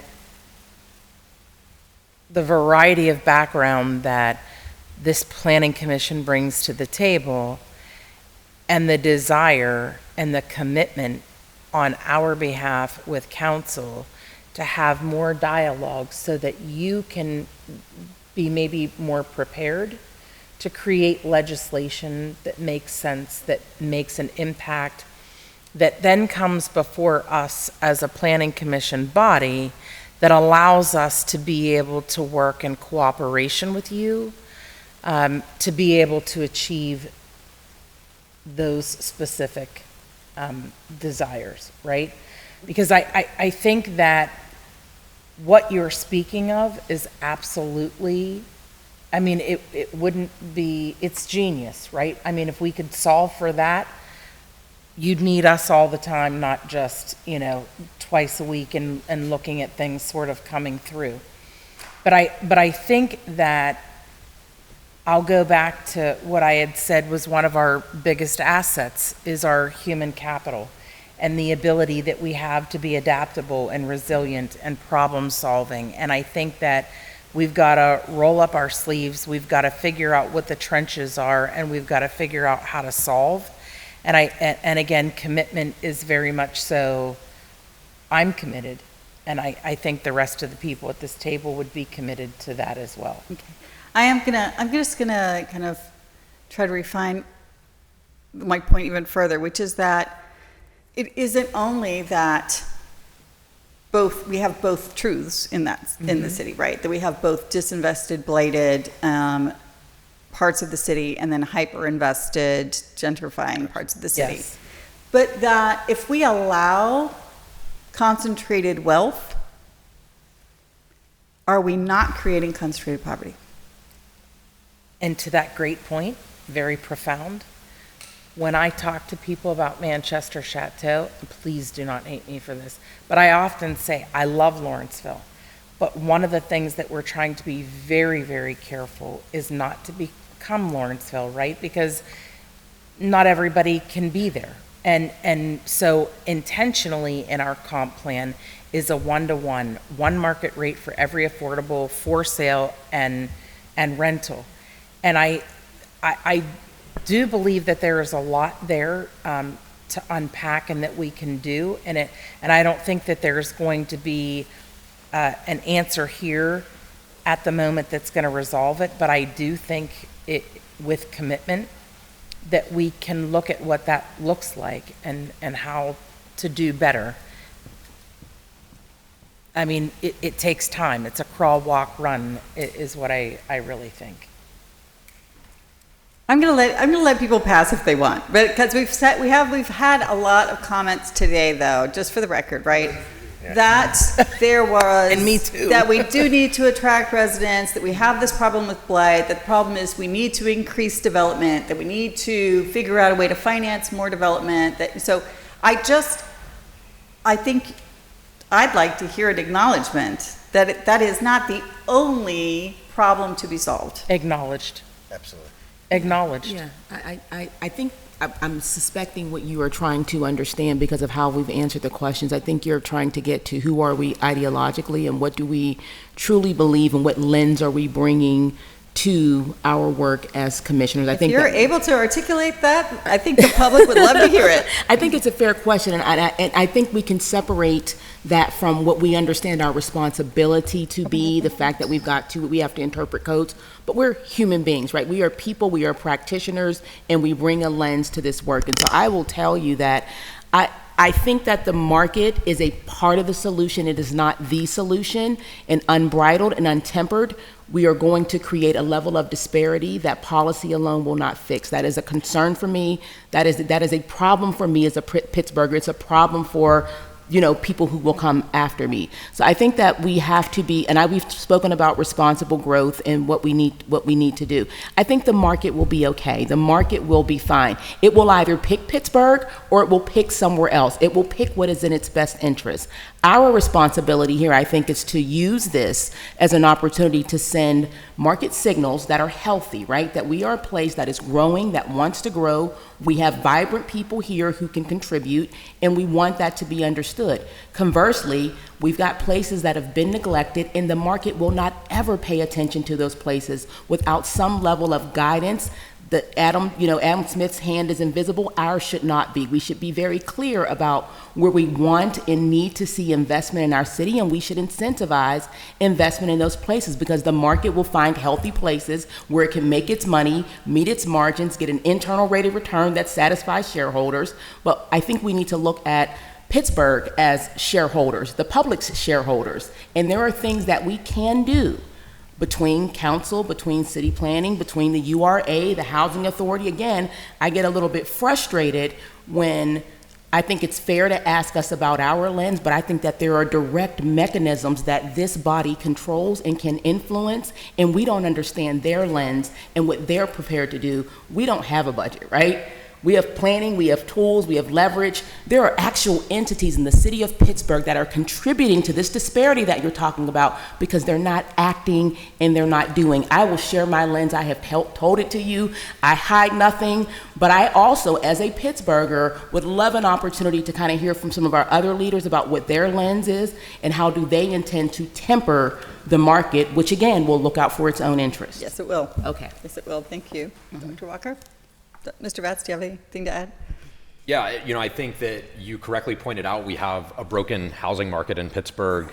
And in a lot of ways, that's because we've created a broken housing market. We've made it too difficult to build housing. And we need to change that if we ever want to find affordability for everyone. I said it earlier in the hearing. If you make it hard to build market rate housing, which we've done, it means it's also hard to build affordable housing. At the same time, we need to be finding ways to get more funding for affordable housing in our city. I mean, I think that you've correctly pointed out, like, the market cannot solve 30% AMI housing. It's not possible. That's where government has a strong role in finding ways to fund housing for people who have that extreme need and will not be able to afford market housing. So, you know, I think those would be the two prongs, I would say: fixing the broken zoning code, and then also finding ways to fund deeply affordable housing. Justin, I've forgotten your last name. Hunt. Oh, Hunt. You know, I think I'm in agreement. Here it is, right in front of me, Mr. Hunt. Oh, sorry. Thank you. I mean, I think I'm in agreement with those really that have gone before me here on this question. I feel that, you know, affordability, whether, you know, for our businesses or housing, is an extremely complex problem. I do see market rate housing as a piece of the solution, but certainly not, you know, the sole solution here. You know, the other, you know, pieces to the puzzle that again are extremely complex. You know, supporting affordable housing, both for-profit and non-profit development firms. You know, our cities, institutions, you know, who house many of our, you know, students, as well as, you know, government at all levels, in order to, you know, make especially affordable housing, you know, possible. Thank you. And I also don't have your last name in front of No me. worries. It's maybe the hardest one, Interiano. Interiano? Yes, ma'am. Mr. Interiano. I appreciate the question, and I'll echo, you know, many of the comments that I've made. It's not the only problem, right? Like there's no doubt about it. And I think, you know, at the end of the day, the role that the commission has and the tools. I think we've talked quite a bit at the table today about the toolbox. Like, what are all the different tools that we have at the table, and how do we leverage them to ensure that we can have a more inclusive and equitable community, and how do we use those tools to achieve the goals that you have outlined, right? Like, well, there are certainly going to be limits on what this commission can do, and the powers that this commission can have, you know, in its advisory nature. But at the same time, I think that our goal and that our mission is to try to identify what are all the tools that are in that toolbox that we can go to leverage to be able to give Pittsburghers a better experience and a better reality in their lives every single day.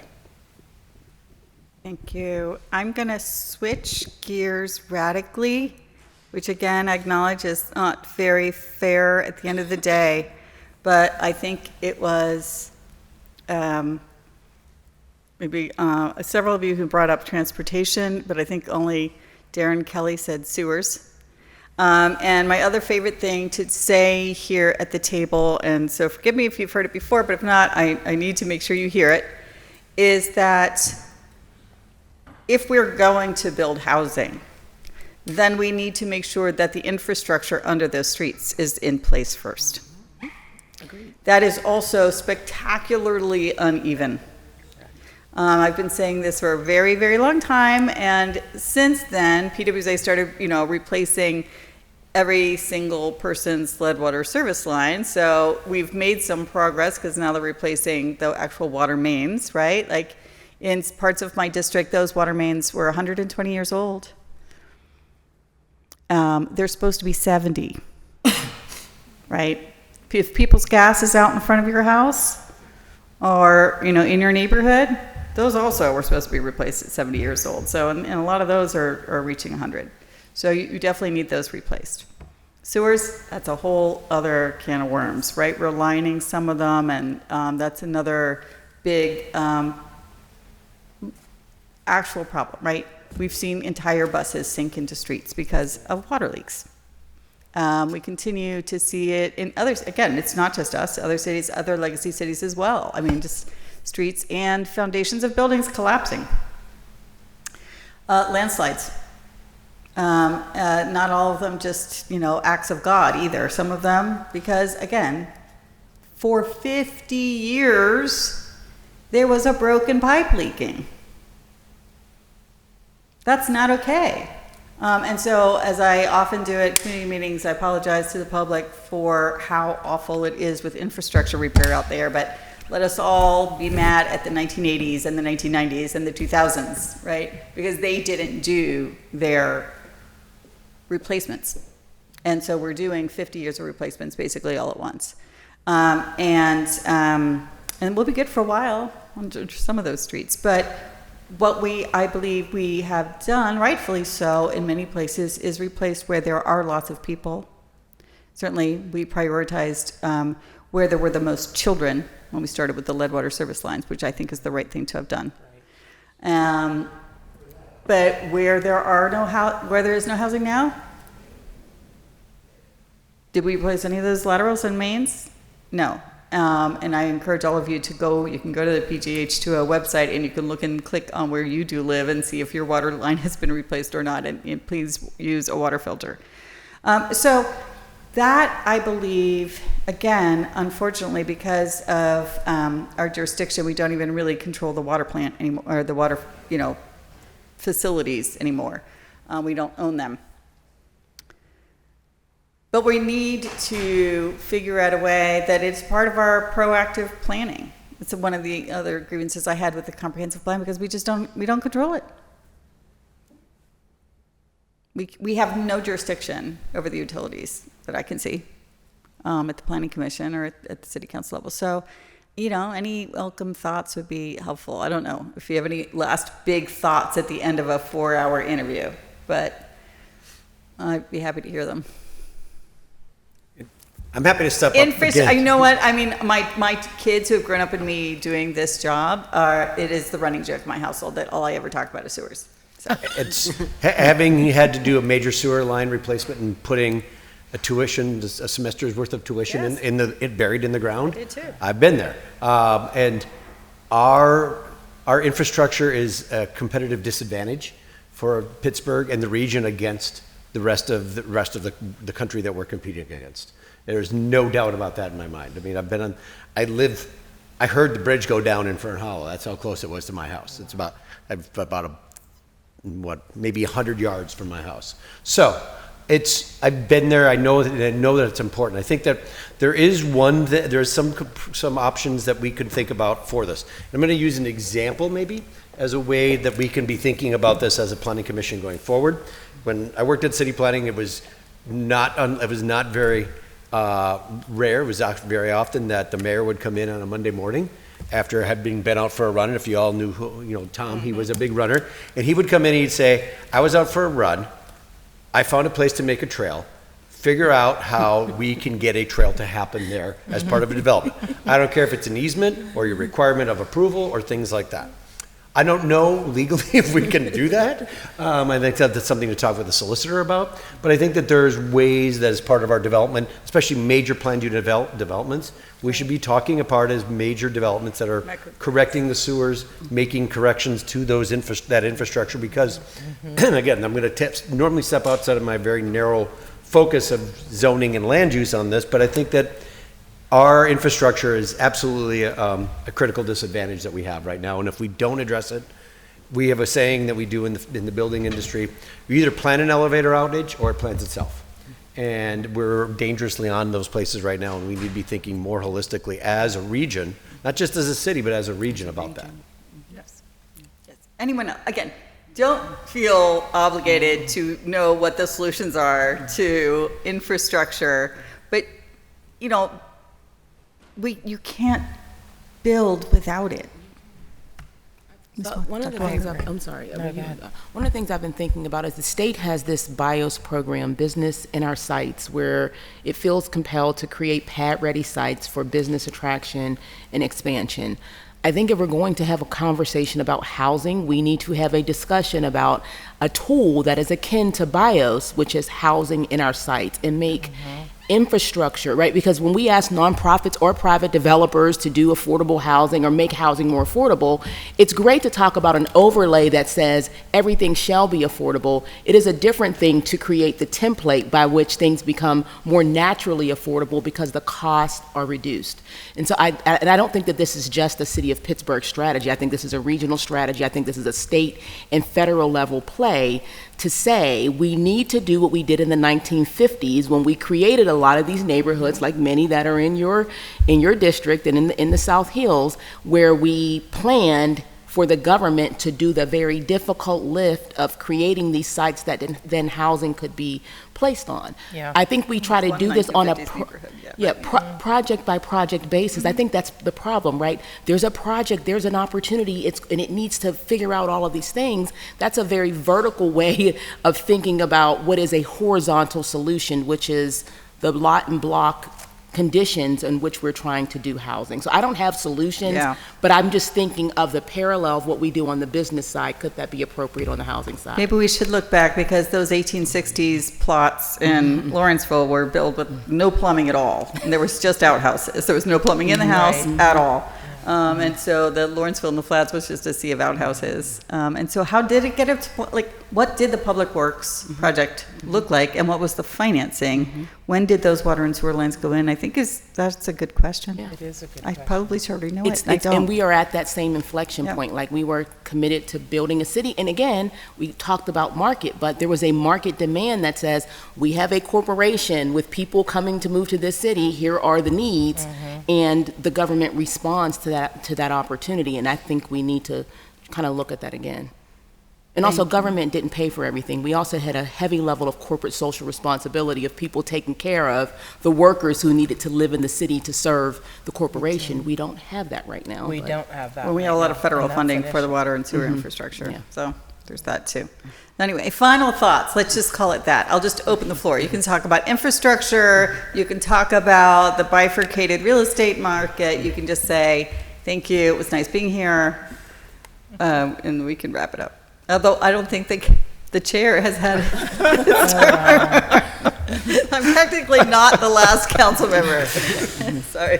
No, it's okay. We get a little punchy at the end of the day. Is Any final thoughts for my questions? Well, I will say this. I think those are very important things to not just put on the back burner, but I think that they need to be part of the front end conversations, because it is a really big deal. Infrastructure is more than just a big deal. And I don't know who no one party can bear the burden. And I is it federal grants you chase? Is it, I mean, how do you solve for it? And maybe it's a little bit of everybody. I don't know who did the Almano site. I mean, like, who is it? We pardon?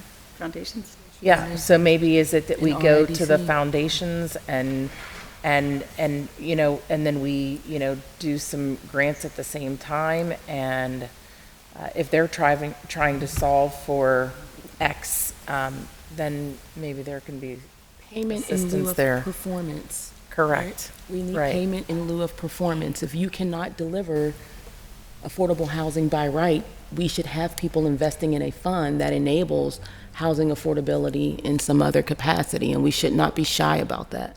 Oh, I definitely don't think we should be shy about that, but I mean, I think we could have not a pajama party, but I mean, we could sit down and break that almost.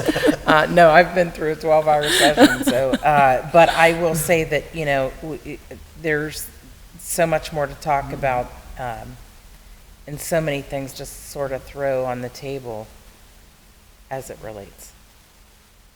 Thank you. I'm not going to ask any more questions, so I'm done. I appreciate the time. Thank you, Mr. Chair. Thank you. So the bad part about being the chair is you do have to wait to the very end before you get a chance to speak. The good part is normally by the time you get to this point, everything's been discussed. So I will actually not really chime in here because most of what's on my mind is actually not, to your point, is actually not germane to the Planning Commission. It's more philosophical. What I will say is somewhat germane to the Planning Commission is I think we do have to, as we look at zoning and rewriting our zoning, factor weather into our zoning. Because the city is changing, we're wetter than ever, we're also warming up more, and that is affecting landslides. And so where do we build, where do we designate greenways, things of that nature, I think is germane to you all. The only other thing I'll sort of add to the conversation, and this is actually not germane to the decisions you all will have to make, but I think it's worth just putting on the record based on some of the conversation I've heard about needing to attract new residents, having net zero because we've pushed out 10,000 African Americans is I'm grateful that you all have chosen to either move to Pittsburgh or move back. But there's no city, and if you know of one, please let me know. There's no city in America that is growing simply because white men are doing well there.